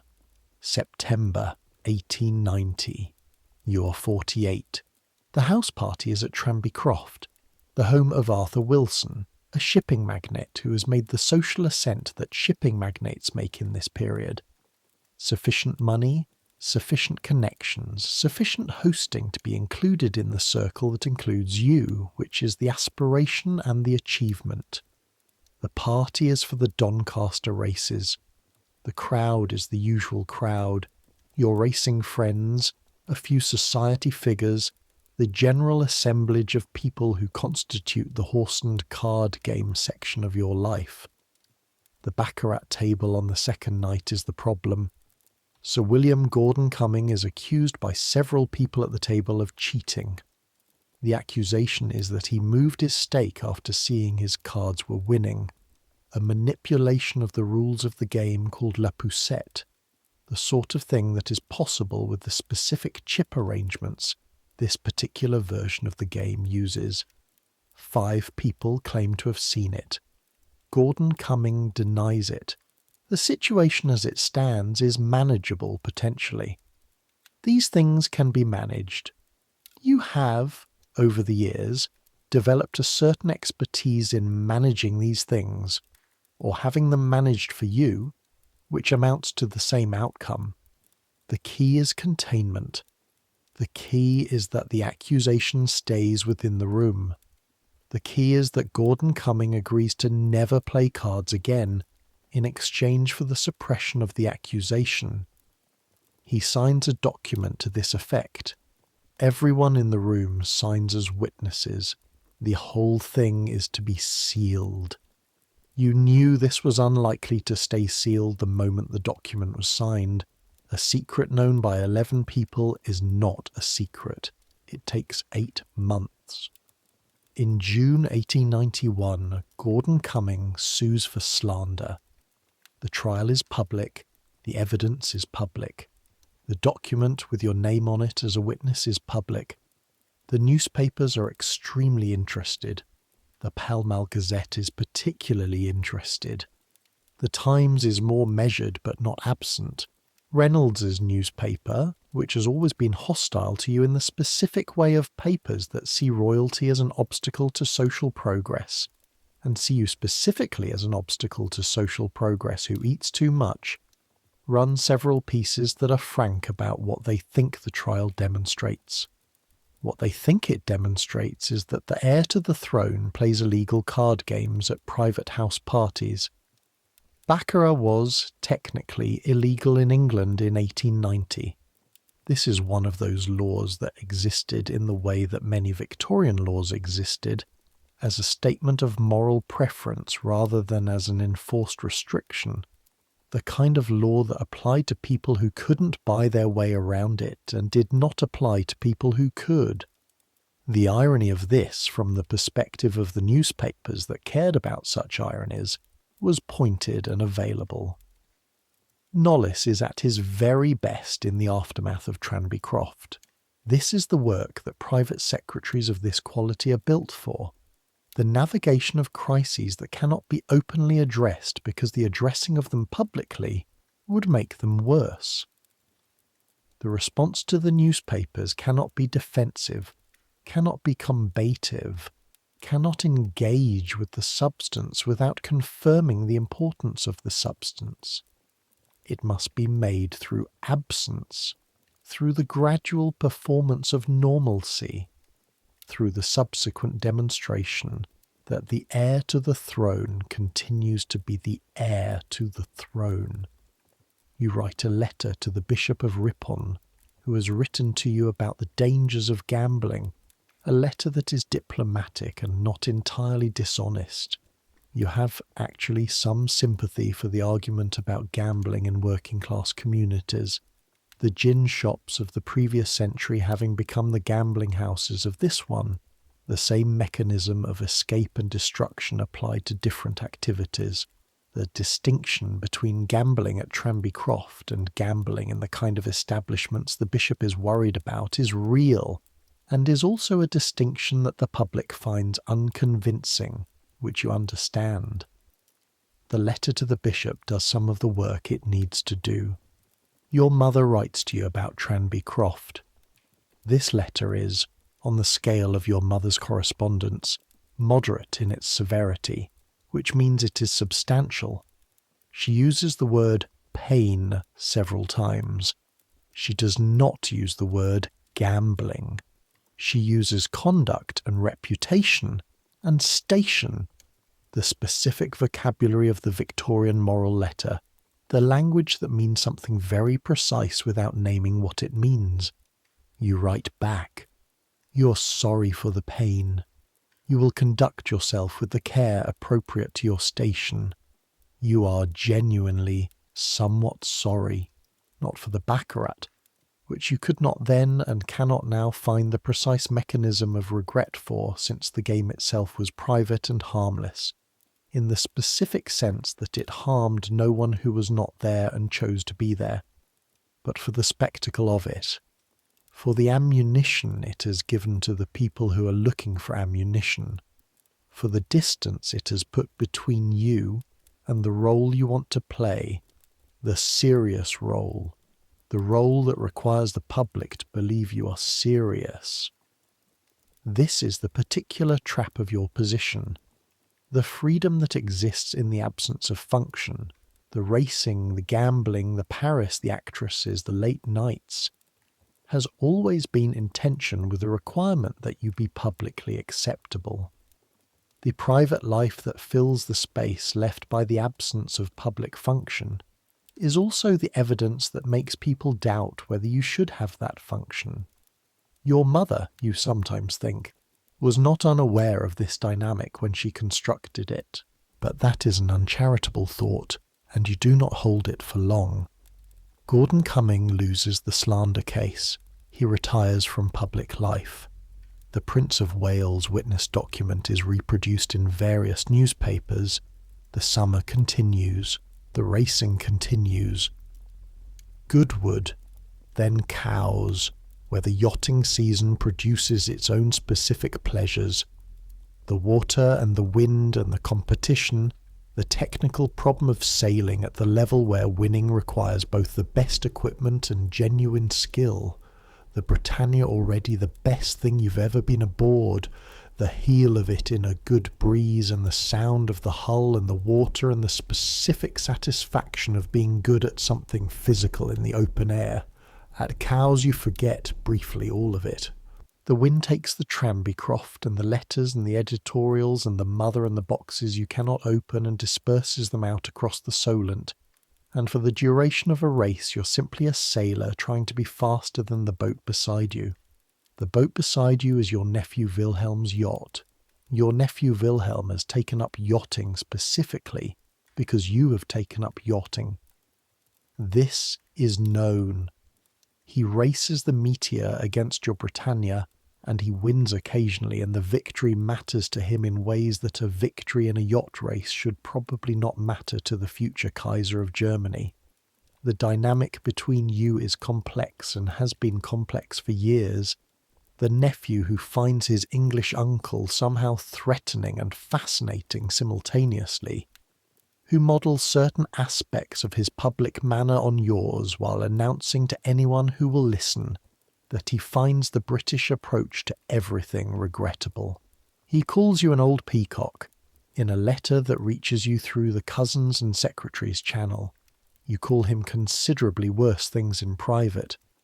The Cowes race ends with the Britannia second, which is galling but not catastrophic, and the evening at the Royal Yacht Squadron has the specific quality of an evening that is officially cordial and privately various. The toasts made and the glasses raised, and the conversation maintaining the diplomatic fiction that the men in this room do not represent competing powers with competing interests that are becoming less compatible with every year that passes. Your mother is on the Isle of Wight. This is one of the places she prefers, Osborne House, the house she and your father built, the house that smells of him still, of the specific Victorian combination of coal and wax and the potpourri that was everywhere in that house, a smell that is associated in your memory entirely with your father who died in it, who died when you were 20 and who left a gap in the family that your mother has been filling incompletely and in her own particular way ever since. You visit. This is one of the ritual forms of the year. The visits that are also negotiations, both parties performing warmth and normalcy, while underneath the performance are all the things that have never been said between you. She is smaller than you remember each time, which is impossible, but is how memory works, the body's expectation failing to update. She has aged in the way that formidable people age, which is less physically than you expect and more internally. The force of her slightly harder, the opinions slightly more certain, the world having narrowed to the thing she already knows. Tea is served. The Osborne tea service, the one your father selected, the specific pattern of it that you have looked at your entire life. Sandwiches, cut thin, scones, the particular formality of a tea that is being made to seem informal. She asks about Alexandra. She asks about the children. She asks about the racing in a tone that does not quite conceal the opinion she has about the racing. She does not mention Tranbycroft. You ask about her health. She says she is very well. She is demonstrably very well. The evidence being that she is conducting the business of a sovereign with the same thoroughness she brings to everything. The boxes and the correspondence and the audiences and the management of a government and an empire without apparent effort. Though you know from observation that this apparent effortlessness is itself an effort. the work of decades of practice applied to the concealment of effort. She is 71. You do not do the arithmetic. You do not calculate what 71 means in the context of 25 more years. You drink your tea and eat the sandwich and ask a reasonable question about the arrangements for the summer family gathering and receive a reasonable answer. On the way back to the yacht, you stand at the rail for a while and watch the Solent. The light is the specific gold of late afternoon on open water, the kind of light that makes everything it falls on look more itself. A container ship, well, not a container ship, but a cargo vessel, a substantial one, laden low in the water, moving from the right toward the left toward Southampton, passes in the middle distance, and on it the flag is British, and on it are goods from somewhere that will become goods in England, the eternal movement of things that is the actual business of empire, invisible and continuous, the thing that keeps everything running. You watch it until it passes out of sight. In 1894, your father-in-law, the King of Denmark, dies. Alexandra travels to Copenhagen for the funeral, and you go with her. And this is one of the occasions that is officially about duty and family, but produces, in the actual experience of it, something unexpected. The Danish family at a funeral. The gathering of all the cousins and siblings and the extended network of European royalty that shares blood through the Victorian marriage policy of your mother. It is at once deeply familiar and entirely strange. These people who are family but not quite, who share the physical features but not the history, who move through the same forms but in different keys. Frederick, Alexandra's father, was a kind man, a gentle king, a man who seemed to know exactly what he was and to have made a reasonable peace with it. At the funeral, watching the Danes conduct their grief with the specific Danish combination of formality and genuine feeling, you think about what it means to have known what you are. You are 49 when Frederick of Denmark dies. You have been the Prince of Wales for 33 years. You know, in the abstract, what you are. The role is not mysterious to you. The functions and the duties and the ceremonies are long since known. But knowing what you are is not the same as knowing who you are in the performing of it. Not the same as having found the thing that is uniquely yours within the position. Frederick knew who he was. He was a good king and a good father and a man who loved his country with the uncomplicated love that comes from being adequately suited to your circumstances. You wonder, sometimes, what adequately suited would feel like. The state funeral is at Roskilde, where the Danish kings are buried. The cathedral there is old, older than most things you stand near in England, built from the kind of light-coloured stone that the North European Gothic used, the stone absorbing the winter light and holding it. The ceremony is in Danish, most of it, and you follow the shape of it rather than the content, the ritual movement of a state farewell, the coffin and the music, and the specific weight of formal public grief, which is its own kind of performance and its own kind of truth simultaneously. After the funeral, there is a dinner at the palace. These post-funeral dinners have a specific character, the relief of ceremony completed combining with the renewed presence of the loss, the conversation moving between practical matters and emotional ones in a way that formal occasions usually don't permit. Alexandra is at the centre of her family, her sisters and brothers around her, speaking Danish in the rapid, intimate register of people who've known each other since before memory.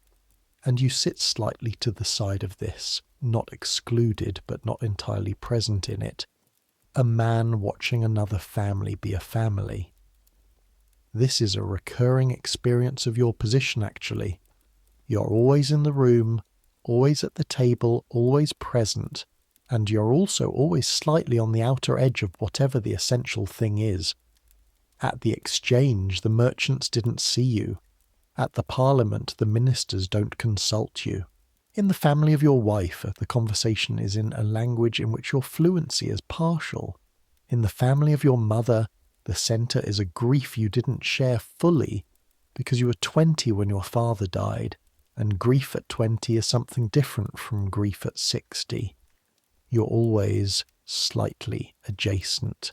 It's not loneliness, not exactly. You're surrounded by people who love you or need you, or are professionally devoted to you, and the days are full.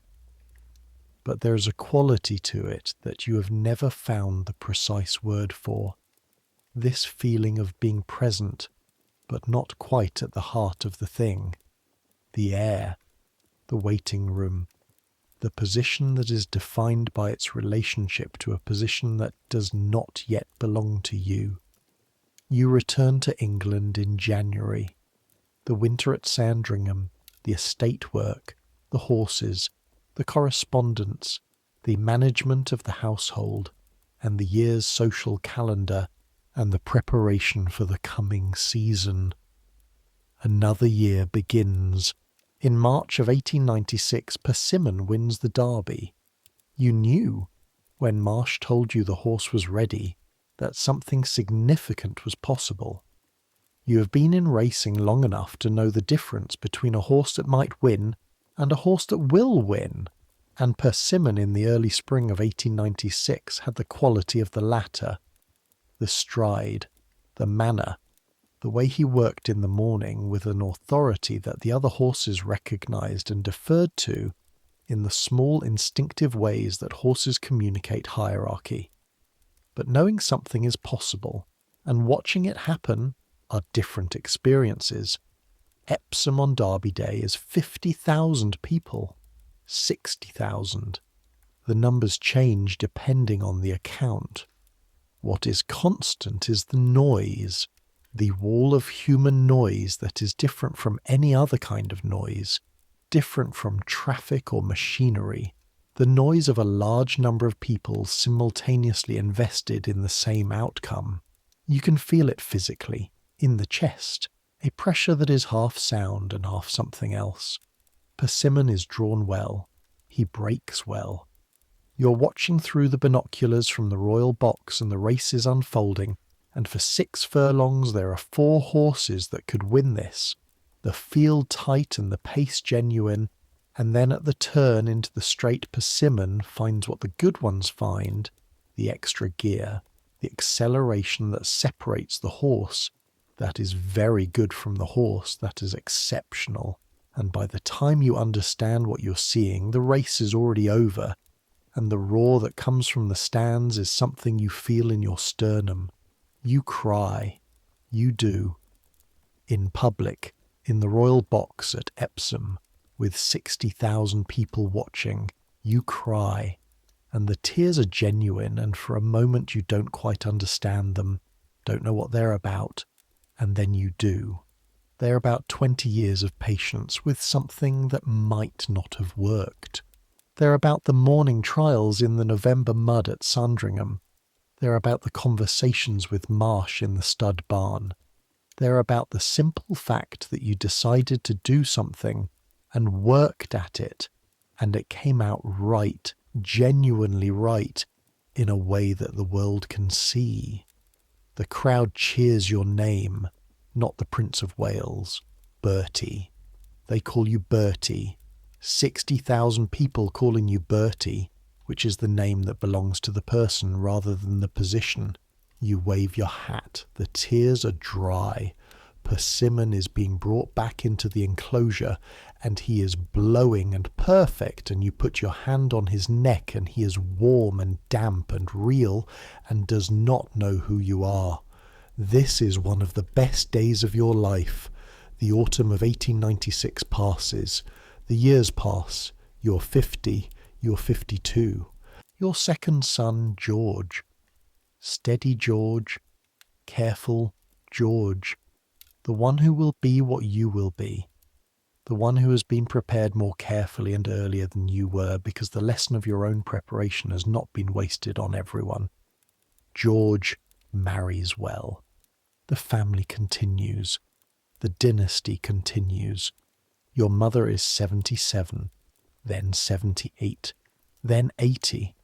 The arithmetic becomes increasingly difficult to avoid. The empire in the 1890s is at the specific point of its existence that historians will later describe as its peak, the moment of maximum extent and maximum confidence before the Boer War, before the 1914 that no one can quite imagine yet, but that is assembling itself in the European policies and the naval race, and the system of alliances that your nephew Wilhelm is making more rigid and more dangerous with each passing year. You watch all of this from slightly outside the windows. The cabinet meets. The Foreign Office sends dispatches. Lord Salisbury is the Prime Minister for most of this decade, and he manages the empire with the specific aristocratic certainty that belongs to a man who was born to manage things and has spent his entire life becoming better at it. Salisbury. And you get on, actually. He respects you more than he entirely lets on, and you respect him more than either of you expresses. He still doesn't show you the boxes. The Boer War begins in October 1899. You've been doing the arithmetic for 3 years, and the arithmetic is telling you something specific. Your mother is 80. Her health, which has been excellent and has been described as excellent at regular intervals, is beginning to find the limits of that description. The visits to Osborne produce a different quality of encounter now, the quality of an encounter between two people who are both aware of what time is doing. She does not say this. You do not say this. But it is there in the room with you. You write to her more frequently than you have in years. The letters are not about anything especially important. The estate, the family, the horses, the occasional careful political observation that you know she will receive with the same carefully expressed combination of interest and mild correction. But you write. The writing is itself a form of communication that the letter's content doesn't carry. Something about being close. The Boer War is going badly. This is not a secret. The newspapers say so. The dispatches, which you now receive more of than you used to. Salisbury has been more forthcoming in the last 2 years. The boxes not arriving, but the information coming in other ways. The conversations more substantive. The dispatches say so. Britain is in South Africa fighting Dutch farmers who have turned out to be unexpectedly skilled at the specific kind of guerrilla conflict that the standard British military formations were not designed for. Roberts is sent. Kitchener is sent.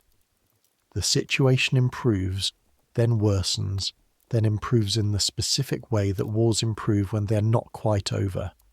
You spend more time at Sandringham than usual this winter. The grounds in January, the specific January quality of the Norfolk coast, the flat grey sea visible in the distance on clear days, the land bare and cold and brown, the horses working in their coats in the early morning. Your body is heavier than it was. The back that registered mild protest in your 30s is more specific in its opinions now. You walk more slowly around the estate, and Booth, who's been doing this for 15 years, accommodates the pace without drawing attention to the accommodation, which is one of the things you appreciate about him. You think about your father. Albert died at 42. You're 58. You've lived 15 more years than your father lived. You have spent 15 more years being the Prince of Wales than he ever expected you to need to.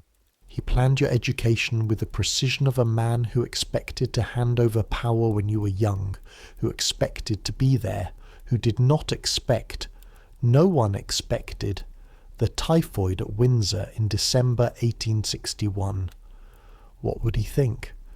The question has less force now than it did at 20. You have stopped needing to answer it in the way you needed to answer it then. But it returned sometimes in the Sandringham winter, the ghost of the brilliant German prince who came to England and built Balmoral and organised everything and left nothing behind quite as organised as he intended. He would think you had wasted time. He would be right about some of it. He would also have missed things. He would have missed the fact that the relationship with France is the best it has been in 2 generations, partly because the French like you, personally, and the personal relationship creates a cultural warmth that has policy consequences. He would have missed that the network of human connections you've built over 40 years of visiting and hosting and knowing people is a form of soft power that is not measurable in the cabinet minutes but is real. He would have missed that Persimmon won the Derby, but that wouldn't have concerned him. He was a serious man. He would have found serious ways to fill the time. You found other ways. They were not nothing. On the 22nd of January 1901, Queen Victoria dies at Osborne House at 6:30 in the evening, surrounded by the family. You're there. The gathering of the family in the final days has been the gathering that everyone knows is final. The arrivals from Germany and Denmark and the other courts, the children and the grandchildren, the specific solemnity of a royal deathbed that is also a national event being managed simultaneously in both registers. Alexandra is there. George is there. Wilhelm is there, your nephew, the Kaiser, who at his grandmother's actual end is unexpectedly and genuinely moved. The posturing dropped for once, the real person visible. She's in the bedroom at Osborne, where she has spent the happiest years of her life. The room smells of medicines now, and beneath that flowers, always flowers, and beneath that the sea, the Isle of Wight sea that comes through the windows on the best days, salt and open water. She's small. She has always been small. She seems, in this final gathering, to have reached a size appropriate to the scale she was inside. The enormous inside, the will and the certainty and the decades of work, now resolving itself into something that a room can contain. She knows you are there. She calls for you at the end by the name she has called you your whole life, Bertie, and then she is gone, and you are the king. The boxes arrive the next morning. Knollys brings them, because Knollys brings everything, because Knollys has been waiting for this moment as long as you have in his own particular professional way. They are the same boxes, the red leather cases, the clasps that open with the sound you have heard described 100 times and have never heard yourself. You open the first one. The papers inside are papers, documents, the business of running a country and an empire, the decisions that need to be made and the information that underlies them, the machinery of state in written form. There is nothing transcendent about them. They are what they always were, what they always should have been, what you have spent 40 years not reading. You read the first document. It is a memorandum on the state of the negotiations in South Africa. You read it carefully. You ask Knollys 2 questions. Knollys answers them. You sign where the signature is required. Outside it is January in London. The city is doing what London does in January. The grey light, and the coal smoke, and the 500,000 chimneys. The sound of it comes through the window, the continuous urban rumble that you've known your whole life. You're 60. You've been waiting for 59 years, since the 9 days when Parliament confirmed the succession, and the guns were fired for the heir who had just arrived. You've been waiting officially since 1841, since before you were old enough to wait, which means you've been waiting your entire sentient life. The waiting is over. You ring for the next box. It was said afterward, by people who watched the transition, that Edward VII became king with a competence and a naturalness that surprised people who had decided the long wait must have hollowed him out, must have produced in him the specific damage of a person kept too long in the wrong position. What surprised them was the ease of it, the way the work fit immediately, the way a well-made coat fits, not as though it had been tailored for this moment, but as though it had been worn in over years of preparation, worn in invisibly in all the private places that nobody thought to look. The foreign policy instincts that had been apparent in the social visits to Paris and Marienbad and the yacht races against Wilhelm, they became, almost overnight, the foreign policy of a king who understood Europe in the way that only someone who had spent 40 years in its living rooms could understand it. The personal relationships with the French, the careful maintenance of the German connection, the specific knowledge of how the continental cousins actually thought, all of it translated directly from social currency to diplomatic use. The relationship with France was formalised into the Entente Cordiale in 1904. The Foreign Office negotiated it, but the environment in which it was possible to negotiate it, the warmth on the French side, the specific welcome of a king who loved France and had been loved by France for 40 years, that environment had been built by a Prince of Wales at dinner tables and in hotel rooms and on race courses, over 4 decades of being officially the heir to nothing in particular. The French called it the work of His Majesty. His Majesty had been doing the work since before he was His Majesty. This is the thing that the waiting produced that the waiting was never credited for. The 10 years of his reign, he dies in 1910, at 68, not old enough, the cigars and the dinners having had their eventual geological effect, are a specific decade in the history of the country. Not transformative in the way that certain reigns are transformative, not the great constitutional remaking of the Victorians or the upheaval of the century that follows, but a decade of effective, warm, personal kingship, of a man who knew everyone worth knowing and had known them for 40 years, and had spent those 40 years becoming very good at the things that turned out to matter. He is not his father. He was never his father. Prince Albert would have been a different kind of king, more administrative, more precise, more constitutionally correct in the German sense of correctness. The country would have had a different kind of century, but Prince Albert died in 1861, and the country got the prince who ate the 12-course dinners and cried when Persimmon won the Derby, and spent 40 years in the waiting room of history, filling the time in every way he could find, in the Paris restaurants, and the Sandringham fields, and the Norfolk mud, and the card rooms at Tranby Croft, and the quiet mornings in the library reading the morning papers that came to him instead of the red boxes, filling the time, being a person, in the space where a king was supposed to be. That is what we went back to find. Now, you're not in Victorian London, you're not in Marlborough House or Sandringham or the Hotel Bristol or the Paddock at Goodwood. You're wherever you are, which is somewhere with a bed and a blanket and the specific sounds of your own life going quiet around you.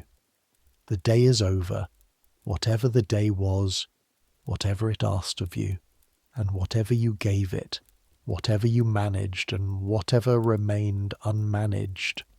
The things you did well and the things you'll think about tomorrow, the things that worked and the things that didn't quite. It is over now. And there is something that doesn't change across the centuries, doesn't change between the man in the attic room in Victorian London and you now. Some quality of the late night that is the same late night it always was. The sounds going quiet.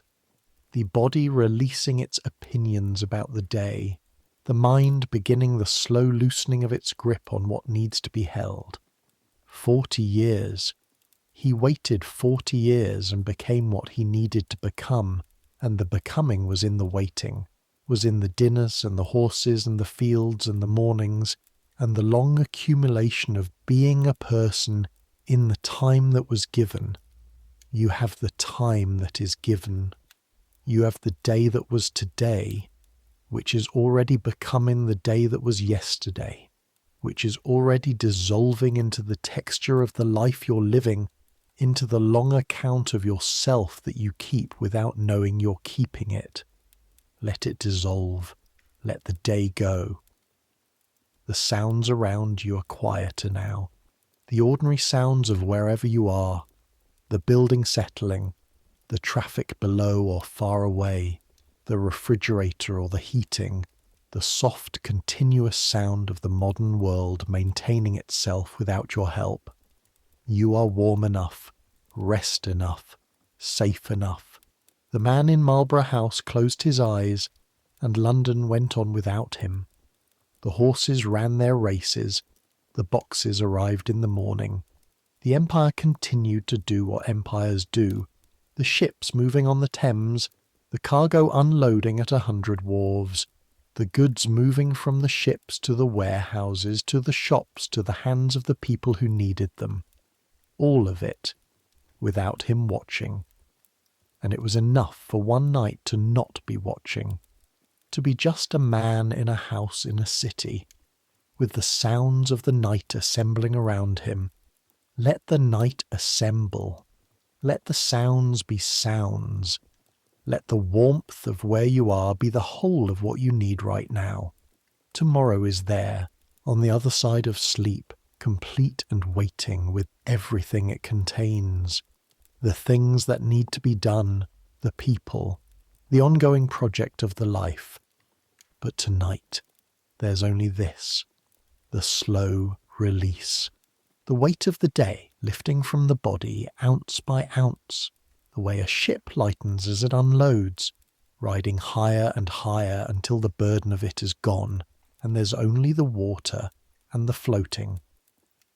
You've been waiting for things to start. Most people are waiting for things to start. The life you're supposed to be living, the right circumstances, the proper beginning. But it has already started. It started when you did. It has been going on this whole time, in the eating and the work and the morning and the horse that maybe won or didn't win and the person you sat next to today and the conversation that surprised you. That is the life. That is what it looks like when you're in it.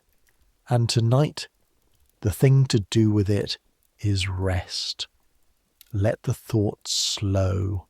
Let the room go dark behind your eyes.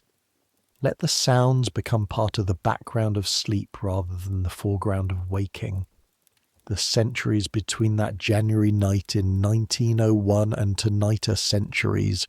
The city that was London then is a different city now in almost every physical sense. The streets and the buildings and the lights and the machinery of it all transformed beyond what anyone then would have recognized. The smells are different. The sounds are different.